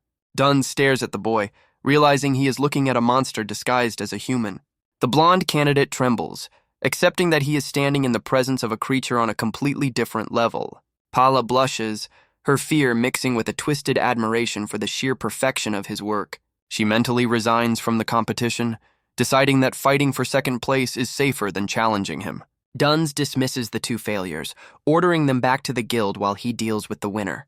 He holds Leon back, his expression darkening as he prepares for a serious conversation. The other two leap from the walls, leaving the prodigy alone with his judge. Duns crosses his arms, asking if Leon truly understands the weight of condemning a woman to a lifetime of guilt. Leon reveals the target's dark domestic history, explaining that the wife had been secretly murdering her husband's concubines for years. He notes that the victims' families were powerless to act, as the wife's influential family swept every disappearance under the rug. Duns listens with a grim expression, realizing that Leon weaponized a tragedy that was already festering long before the test began. Leon justifies his actions with cold logic, arguing that despite the chaotic method, the assassination request was fulfilled to the letter. He reminds his superior that the guild's contract only cares about the target's death, not the morality of the hand that strikes the blow. With a ruthless smirk, he lectures Duns that considering a target's deserts or a client's circumstances is a weakness an assassin cannot afford. He challenges the older man's hesitation, asking if the act of murder for money can ever truly be separated from sin. Duns is left sweating as Leon points out that the wife's violent history proves she was never an innocent bystander, just a killer waiting for a push. Leon claims the kill on a technicality, arguing that since his manipulation caused the death, the guild can undeniably take credit for the result. The supervisor looks deeply conflicted, struggling to argue against the boy's terrifyingly efficient, if amoral, results. Standing atop the castle wall, Leon declares that maintaining one's humanity is a luxury reserved only for those with absolute strength. He walks past his mentor, whispering that nothing will ever change as long as Duns remains a servant to the Assassination Guild system. Leon leaves him with a final thought, asserting that true change only comes from building the power to uproot the system entirely. Duns is left alone on the ramparts, the wind carrying away the heavy words of a child who sees the world too clearly. Later, the setting shifts back to the Martong Guild, where the philosophical debate is replaced by official ceremony. Leon stands tall in his new uniform, wearing the confident, slightly arrogant expression of a victor. Sapphire beams with pride, presenting him with the scroll that officially inducts him as a fifth-class assassin of the guild.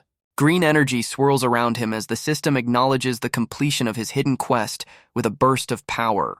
Notifications cascade in his vision, confirming a level increase and the achievement of a bonus objective he kept secret.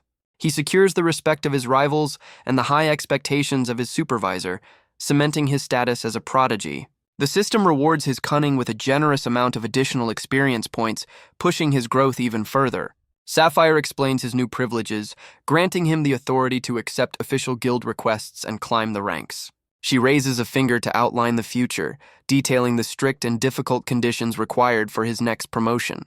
Leon feigns shock at the requirements, though his mind is already racing to find the most efficient shortcut. He asks if a recommendation from a high-ranking member is a valid path, making Sapphire sweat with his naked ambition. She confirms the rule, realizing that this boy has absolutely no intention of grinding through low-level missions like a novice. With a greedy grin, Leon immediately pivots to the financial side, asking about the payout for the mission he just completed. The other assassins look on in confusion, baffled by the new kid's obsession with money right after passing a life-or-death test. He presses for the exact figure, his eyes gleaming with the anticipation of a very specific sum. Sapphire reveals the standard fee was 20 gold, split evenly between an advance and a completion payment. The other candidates watch in stunned silence as the newcomer rewrites the rulebook right in front of them. Leon boldly declares that since he brought the request, executed the kill, and secured the bonus payment, the credit is all his.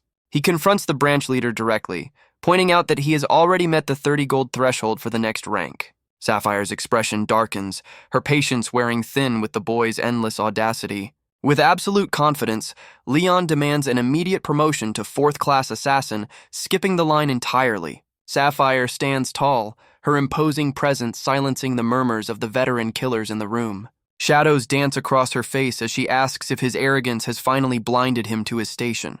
But Leon just smiles, unfazed by the lethal intent radiating from one of the guild's strongest leaders. She acknowledges his talent, but warns him that looking down on the organization is a dangerous game. She lectures him on the necessity of rules and protocols, the glue that holds their shadowy world together. Sapphire explains that the fourth class is where the amateurs are separated from the true professionals. It is a rank earned through blood, sweat, and the respect of one's peers, not just a single clever trick. She points an accusing finger, declaring that his demand spits in the face of every assassin who climbed the ladder properly. Her gaze softens slightly as she admits that, technically speaking, he has met the financial criteria for advancement. She turns away, offering him a graceful exit by pretending she never heard his foolish request.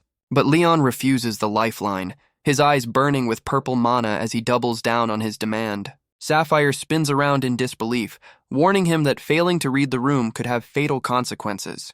Before the situation explodes, Supervisor Dunn steps in to interrupt his volatile boss. He asks for permission to speak, risking her wrath to offer a different perspective on the prodigy. Sapphire glares at her subordinate, but grants him the floor to explain his interruption. Dunn shocks the room by vouching for the boy, stating that Leon is indeed ready for the fourth-class test. He argues that the boy's ambition isn't disrespect, but a hunger that hasn't been fully fed yet. Sapphire looks confused as Dunn mentions a critical element that Leon has kept hidden during his exams. He points out that while Leon is a genius schemer, he has yet to demonstrate pure, raw physical dominance. The other candidates grumble in the background, forced to admit that Leon won with his brain rather than his blade. The guild hall stands silent as Dunn reveals that the next test is impossible to pass with tricks alone. He suggests using the promotion exam as the ultimate litmus test to see what the boy is really made of. The other assassins grin, realizing this is the perfect opportunity to watch the arrogant rookie get humbled. Sapphire considers the proposal, recalling that even during his recruitment, Leon relied heavily on traps and evasion. A cruel smile spreads across her face as she agrees to the test, eager to see him bleed for his ambition.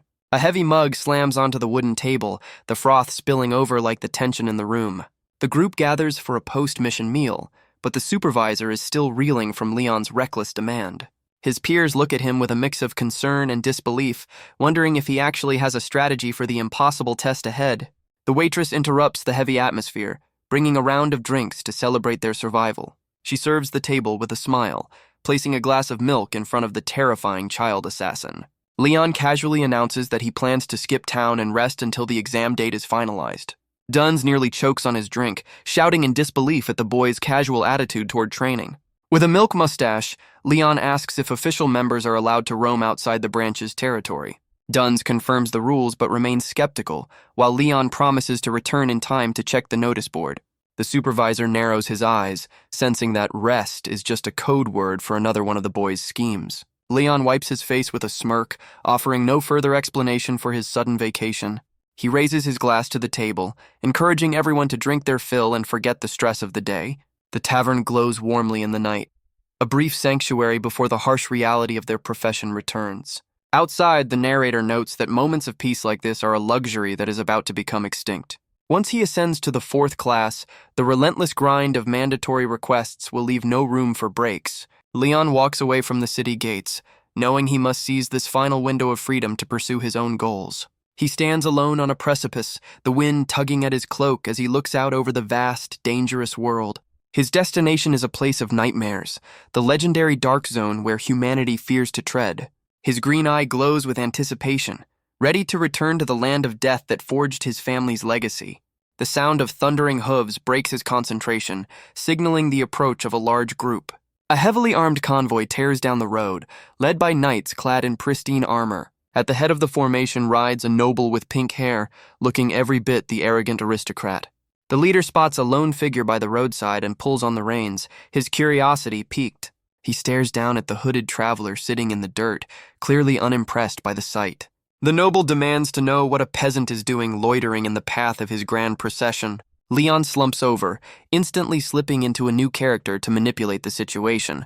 He pulls his hood tight, hiding his face and his true intentions from the approaching threat. The knights slow to a halt, surrounding the helpless traveler with an air of superiority. Leon puts on a pitiful voice, claiming a twisted ankle and begging the noble for a ride to the next village. But the noble sneers in disgust, threatening to execute the boy on the spot for the crime of delaying his carriage. A sly smirk tugs at the corner of his mouth, hidden from the arrogant commander's view. He calmly points out that the rhythmic hoofbeat suggests the convoy isn't exactly racing against time. The pink-haired Commander Kennel recoils in sheer disbelief that a peasant would dare speak logic to him. Leon instantly deploys his ultimate weapon, unleashing a teary-eyed plea that radiates manufactured innocence. The commander and his horse both stare in silence, their aggression neutralized by the awkwardness of the situation. A sudden thud from the carriage interrupts the standoff, signaling that the VIP has been listening. A voice from within orders Kennel to stop being a bully and put the poor child inside the carriage. Kennel shouts his refusal immediately, horrified by the thought of a dirty commoner soiling the luxury interior. The voice compromises with a mischievous tone, suggesting that the commander simply share his own horse instead. Before Kennel can process the indignity, he finds himself awkwardly sharing his saddle with the grinning hitchhiker. His subordinate struggles to stifle a laugh, complimenting the commander on how well the accessory suits him. Under the noble's glare, Ryun maintains his cover, introducing himself simply as Leon from Peyton. As the carriage rolls on, he silently thanks the mysterious lady for playing right into his hands. Kennel grumbles that the boy should be grateful for his luck, unaware that he is the one being played. But as the smile fades, Ryun's internal monologue reveals that luck had absolutely nothing to do with it. He identifies the passenger as Saintine Rose, the exiled heir of a minor noble house bearing the rose emblem. A flashback shows his hand tracing the map, confirming he calculated this exact interception point days ago. He knows their history. A quiet life in the frontier that shattered when their family head died suddenly. He analyzes the escort, noting that despite their armor, these men lack the discipline of true knights. They are merely loyal soldiers who were hastily promoted to protect their mistress on her journey to exile. One of the guards sighs heavily, lamenting the endless hardships his young lady is forced to endure. He mutters that the tragedy of the Rose family is a burden too heavy for one girl to carry. Ryun listens intently, his sharp gaze hiding the fact that he is gathering intel on his new companions. But his blood runs cold when the guard explicitly blames the Sermon family for their downfall. The soldier's face twists with bitterness, cursing the very name that Ryun secretly bears. Ryun recalls his own investigation, which stopped at the exile and never mentioned his family's involvement. He stares ahead with a hardened expression, trying to understand how his house got tangled in this mess. The guards discuss the rumors, unaware that the villain they are cursing is sitting right next to their commander. A vision of a poisoned murder scene plays out as they accuse the Sermons of assassinating the Rosehead to hide corruption. The moon rises over the silent mountains, shining down on a boy who realizes his enemies have been very busy. Ryun processes the intel under the moonlight, piecing together the tragic history of the Rose family. It was a classic case of a smaller house getting crushed between two whales, specifically the Sermine and Patton families. The friction began when the Rose family, technically from an enemy nation, aligned themselves with the Sermon banner. Their eldest son died serving the Sermon family, and in return, the Sermons promised massive financial aid. But this sudden rise provoked the jealousy of the rival Ani family, who shook hands with the Pattons to destroy them. The result was the brutal assassination of the Rose family head, leaving the house in ruins. With their leader dead, the fallen house had no choice but to embark on a humiliating exile to the Darren Kingdom. Only the newly knighted Kennel and a handful of loyal retainers remained to protect the young lady. Saintine Rose sleeps uneasily, unaware that her nightmare is far from over. The camp settles in for the night, a tiny island of light in a vast, hostile darkness. She curls up in the carriage, stripped of her status and left with nothing but her life. But Ryun knows that her life is exactly what the Ani family's second son is still hunting for. Kennel stares into the fire, clarifying that the true villains here are the Patton and Ani families, not the Sermons. He reveals that this exile was only possible because the Sermon family pulled strings to grant them sanctuary. Despite their own struggles, the Sermons squeezed out every last copper to fund the Rose family's escape.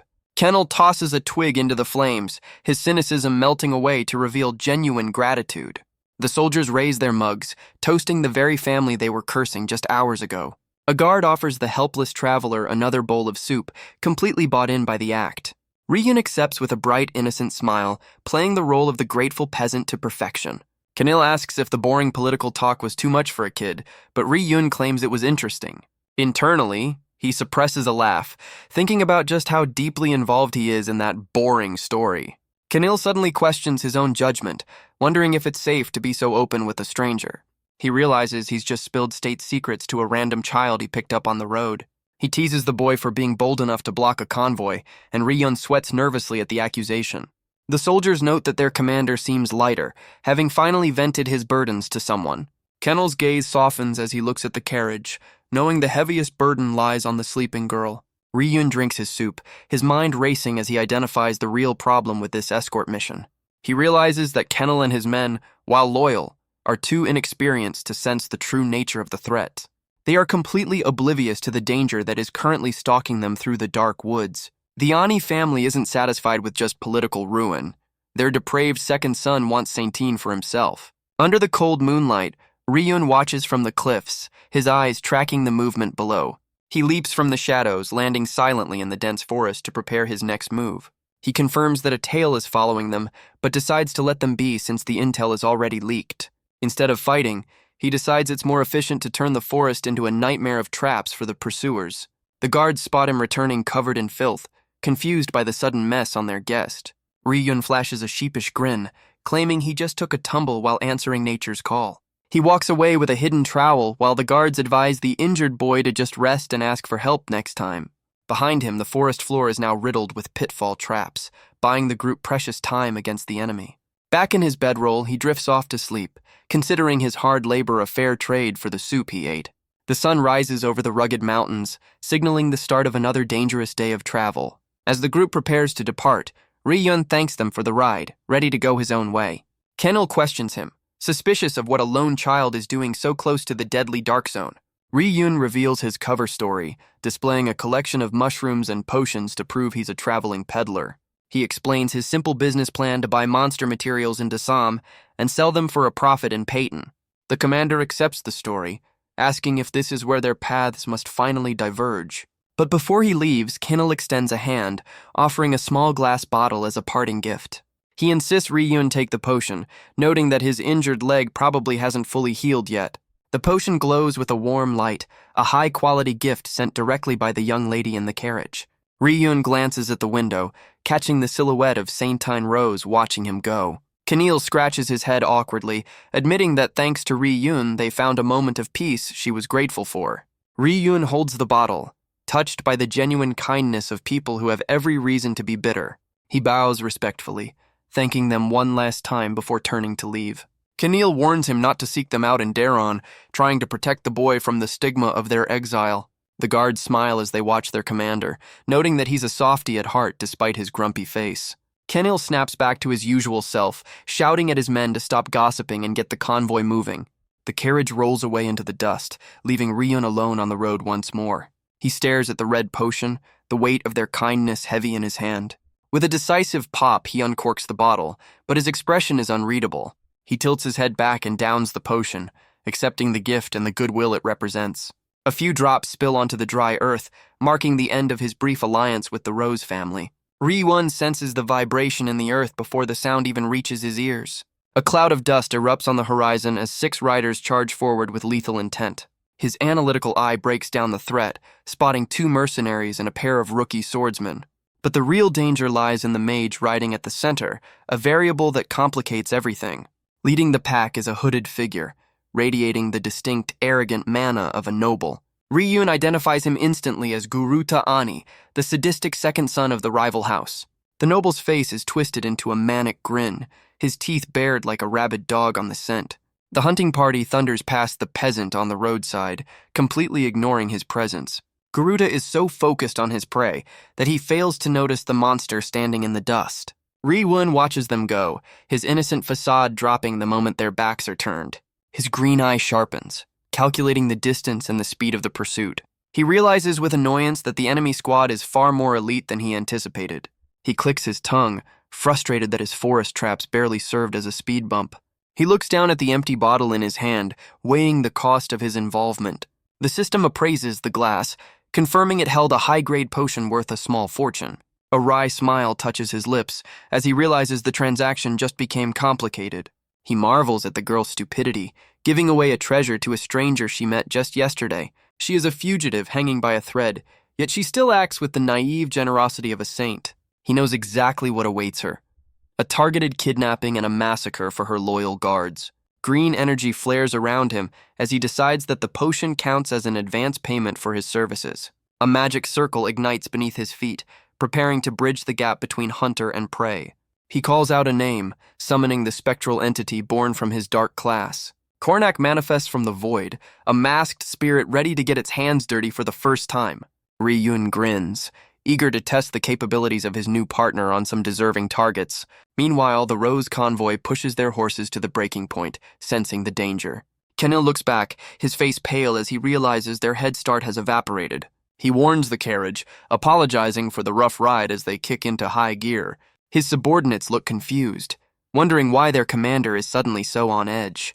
Kenil screams the warning, confirming that hostile mana signatures are closing in fast.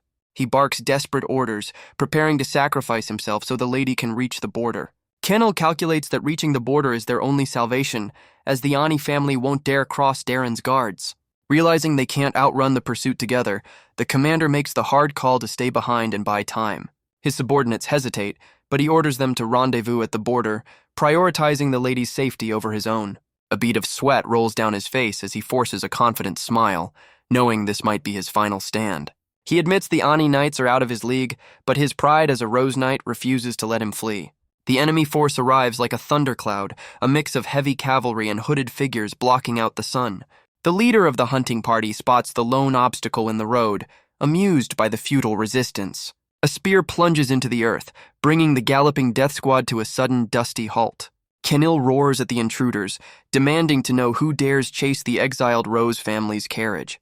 He draws his line in the sand, threatening to take heads if they don't turn their horses around immediately. A chilling chuckle echoes from beneath a hood, completely unimpressed by the pink-haired knight's bravado.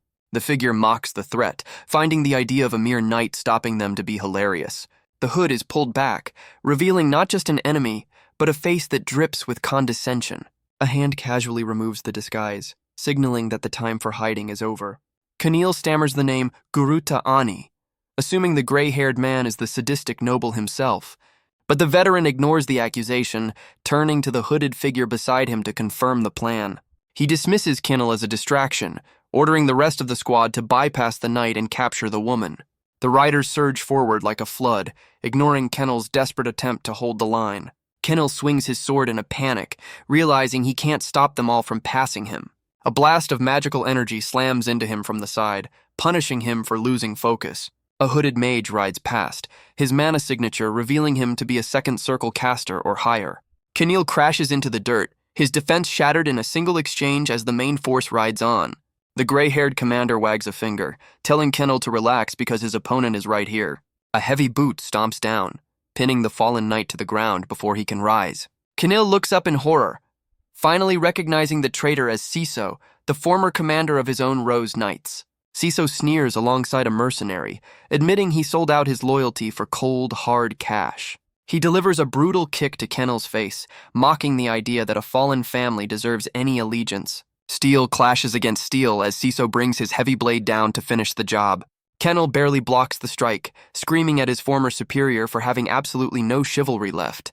Ciso presses the advantage with a cruel grin, reminding the boy that honor doesn't stop you from dying today.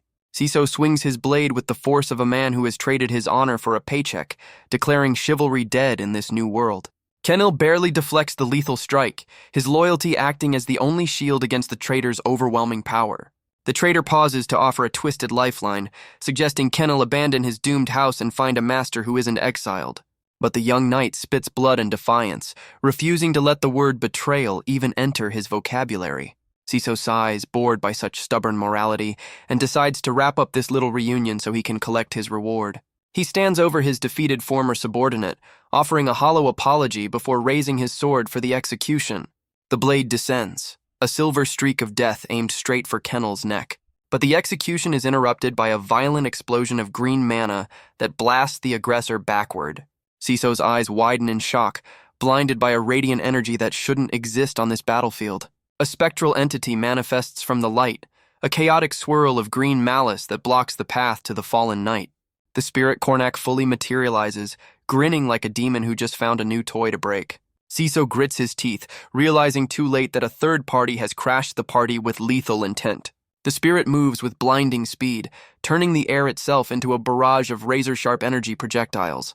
It tears through the enemy ranks, turning an organized ambush into a chaotic scramble for survival. The ground erupts as the spirit slams into the cliffside, reshaping the terrain with pure magical force. Enemy mages desperately erect barriers, terrified by the skill level of this mysterious, invisible assailant. Siso takes a direct hit, coughing up blood as the green energy ravages his internal organs. From the shadows, Ryun grumbles about the cost of doing business, deciding that one bowl of soup is worth exactly one saved life. A sword spins through the air, disarmed from its owner by the sheer force of the spectral assault. Chaos reigns as the invisible attacker dismantles the enemy formation with surgical precision. But near the carriage, the battle is far grimmer, with blood staining the pristine white vehicle of the noble lady. 2 loyal guards stand their ground, their bodies battered and broken, but their resolve unshaken. They gasp for air, knowing that their strength is failing against the endless waves of attackers. The enemy mocks their futile resistance, laughing at the idea that loyalty can stop a blade. The hooded riders suggest they just die quietly, pointing out the massive gap in their combat levels.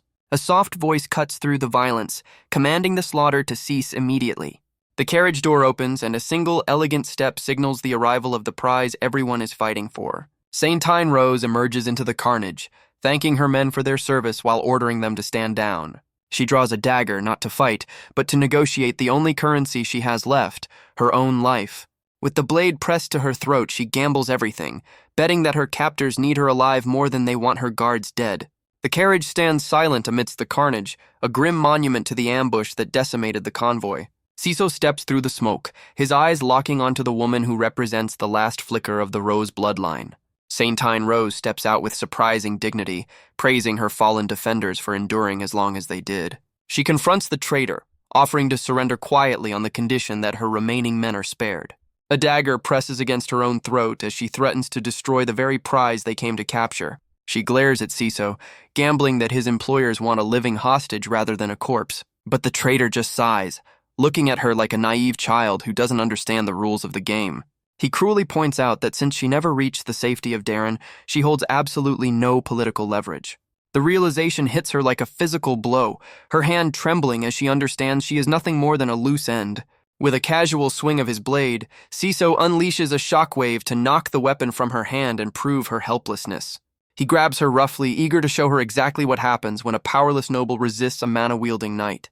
Her loyal guards scream in impotent rage, unable to break through the enemy lines to save their mistress. Saintine winces in pain, bracing herself for the humiliation of capture and the inevitable end of her house. But a shadow drops from the sky, delivering a brutal, gravity-assisted kick directly to the traitor's face. Saintine looks back in disbelief, tears freezing in her eyes as her desperate prayer is answered by a violent miracle. Ryun lands with the grace of a predator, sending the attackers scrambling back in a cloud of dust and confusion.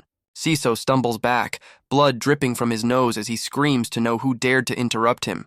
Ryun stands over the fallen, casually mentioning that he's here to settle the debt for the potion she gave him. He draws his dagger, suggesting that the soup and medicine can serve as an advance payment for his services. With a professional smirk, he asks if she would like to officially commission a Martong assassin to handle the trash. Saintine stares at him blankly, her brain struggling to process the sudden shift from tragedy to business negotiation. Ryun waits for the answer, looking every bit the mercenary despite his young appearance. Siso looks bewildered, unable to understand why the infamous Martong Guild would interfere in a private family purge. He demands to know why a killer for hire is protecting a ruined house that can't possibly afford him. Saintine's mind races, wondering if this boy represents a hidden connection to the legendary Asan lineage of assassins. Desperate to secure his help, she stammers out an offer of 30 gold, likely her entire remaining fortune. Ryun grins under his hood, praising her for having good situational awareness in a crisis. But his expression sharpens as he looks at the enemy forces, declaring that her offer is unfortunately not enough. He tallies the threats: a sadistic noble, a traitorous commander, and a high-ranking mage waiting in the wings. He bluntly informs her that 30 gold is only enough to pay for the head of the knight standing in front of her. Saintine clasps her hands in desperation, agreeing to give him absolutely everything he wants in exchange for their lives. Ryun accepts the contract, his eyes burning with the green fire of a necromancer ready to work. Siso scoffs at the boy's boldness, questioning what kind of assassin reveals his face so openly to his enemies. Ryun draws his blade, retorting that hiding in the shadows is a tactic for cowards with small dreams. He prepares to strike, declaring that a real predator has no need for masks or stealth. A massive shockwave blasts the traitor backward, proving that his confidence is backed by overwhelming power. Ri-yun descends on his prey, while Siso coughs up blood and realizes he is woefully outmatched. Saintin watches in stunned silence, the wind from the attack whipping past her face. Ri-yun grins, thrilled to be executing his first official commission for the Martong Guild. He clenches his glowing hand, determined to build a reputation that justifies the massive price tag he just negotiated. Siso struggles to his feet, refusing to accept defeat at the hands of a mere child. He screams in defiance, warning the boy that veteran swordsmen are not such easy prey. Ri-yun glances back with a cold, mocking expression, questioning who exactly "we" refers to. Siso answers with a lethal swing, aiming to split the arrogant assassin in two. Ri-yun weaves through the air, dodging the heavy blade with frustrating ease. The traitor slams his sword into the ground, missing his target, but showing terrifying strength. Siso yells at his fallen comrades, demanding they stop playing dead and join the fight immediately. He rallies the remaining traitors, warning them that their opponent is a high-tier threat from the Asan family. The soldiers coordinate their attack, shouting that Ri-yun made a fatal mistake choosing the losing side. They unleash a synchronized assault, confident their combined swordsmanship will finally corner him. Ri-yun wraps himself in a protective aura, looking at their formation with amused pity. He activates body domination, his physical form blurring as he charges straight into the teeth of the attack. A system window flashes, confirming that his speed has been magically accelerated to superhuman levels. He tears through their ranks like a green comet, moving faster than their eyes can follow. Siso panics as he loses visual contact, unable to detect any mana signature to track the boy. The traitor swings wildly at shadows, his discipline crumbling into pure fear. Ri-yun dances around them, mocking their desperate attempts to find a rhythm against a ghost. A single green eye glows in the chaos, signaling that playtime is officially over. He unleashes a devastating counterattack, his speed turning one strike into a dozen. The synchronized formation shatters instantly under the weight of his absolute dominance. Ri-yun's eye flashes with a lethal green light, signaling the start of a one-sided massacre. Siso swings his blade in a panic, but he is fighting a phantom that moves faster than thought. The traitor screams in confusion, unable to tell if his opponent is a man or a magical illusion. He realizes with horror that despite the visual chaos, he cannot sense a single drop of mana. Ri-yun appears from the blind spot, his presence screaming danger a split second before the strike. Siso tries to rally his crumbling formation, shouting for discipline while sweating bullets. But Ri-yun is already inside his guard, calmly listing the debuffs he has already applied. The commander freezes, realizing he has been hit with physical weakness and sensory disruption without noticing. Rage mixes with terror as he identifies the forbidden necromancer abilities fueling the boy's power. A scream tears through the battlefield as green energy and steel finally meet flesh. The formation disintegrates into a chaotic storm of blood and magic as Ri-yun tears through them. His eyes burn with cold fury, channeling the pain of the betrayed Rose family into every strike. Silence finally reclaims the desert road, leaving the carriage standing safe amidst the aftermath. Kenno limps forward, his armor battered but his spirit soaring as he calls out to his liege. He smiles through the blood, checking on his people with the relief of a man who cheated death. The reunion is sweet, with the survivors gathering around the commander who refused to run. Saintine breaks down in tears, the overwhelming relief shattering her noble composure. Ri-yun watches from the sidelines, his job done and his green eye fading back to normal. Kennel's subordinates look at him in awe, stunned that their commander actually held the line. But the touching moment is ruined as Kennel yells at them for disobeying his order to flee. He clarifies that he didn't do it alone, pointing to the mysterious mage who dropped from the sky. He lists the boy's achievements: crushing the traitor, silencing the mage, and capturing the noble leader. Kornak hovers silently, holding the unconscious bodies of their enemies like trophies. The group turns their gaze to the spectral entity, wondering just what kind of monster saved them. Ri-yun prepares the final part of the transaction, weaving a complex magic circle in the air. The green light intensifies as he manipulates the spatial magic to deliver the goods. He unceremoniously dumps the bound body of Garuda Ani right at Saintine's feet. Saintine stares at the boy she thought was a peasant, struggling to reconcile Leon with this powerhouse. Kenil stammers out the truth, revealing that their savior claims to be an assassin from the Martong Guild. The pieces fall into place, explaining how a single boy dismantled an elite squad with such terrifying ease. Desperate to survive, the traitor Siso falls to his knees and offers to triple the bounty. He frantically cites guild rules, claiming that assassins only care about gold, not the client. Ryun's eye glows with irritation, bored by the noise of a man who doesn't get it. A blade of green energy silences the argument permanently, cleaving the traitor in two. The body collapses in a heap, proving that some debts can only be paid in blood. Ryun sneers, insulted that the traitor thought he was a cheap mercenary with no standards. He turns to Saintine with a playful grin, checking if she remembers the price of her survival. He reminds her that the Martong Guild has a zero-tolerance policy for unpaid contracts. With a terrifying smile, he asks if she understands exactly what kind of organization she hired. Saintine trembles but nods, fully aware that she has made a deal with a devil. But Ryun waves it off, admitting he knows the Rose family is currently penniless. Saintine looks surprised, realizing he isn't going to extract the payment from her corpse. He instructs her to file an official request for the 30 gold later to keep the guild happy. As for the rest, he declares it a private debt to be collected at a time of his choosing. Saintine blushes and clutches her chest, agreeing to the secret terms of their verbal contract. Business concluded, he orders them to gather their wits and head for the border immediately. He promises to handle the cleanup, ensuring no pursuers will be left to chase them. The group prepares to move out, leaving the carnage of the battlefield behind them. He advises them to keep their story simple for the border guards. They were attacked and survived. The soldiers watch him with awe, impressed by the cold efficiency of their young savior. Kenil nods solemnly, swearing to follow the instructions to ensure his lady's safety. The commander calls out to Leon, his voice thick with a mix of gratitude and confusion. Riwon stops and glances back, his silhouette framed against the purple sky. He offers a final mysterious smile, enjoying the role of the enigmatic hero. Green mana swirls around him as he levitates, defying gravity to make his exit. He ascends into the air, leaving the Rose family staring up in stunned silence. Kenil turns to his subordinate, confirming that the boy really did just fly away. A residue of green energy lingers on the ground, the only proof he was ever there.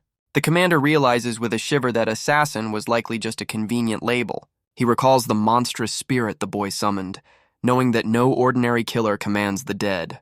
The commander's mind conjures the image of Veda, the legendary necromancer who stands atop a mountain of skulls. He theorizes that the boy isn't just a prodigy, but the secret disciple of that terrifying ancient master.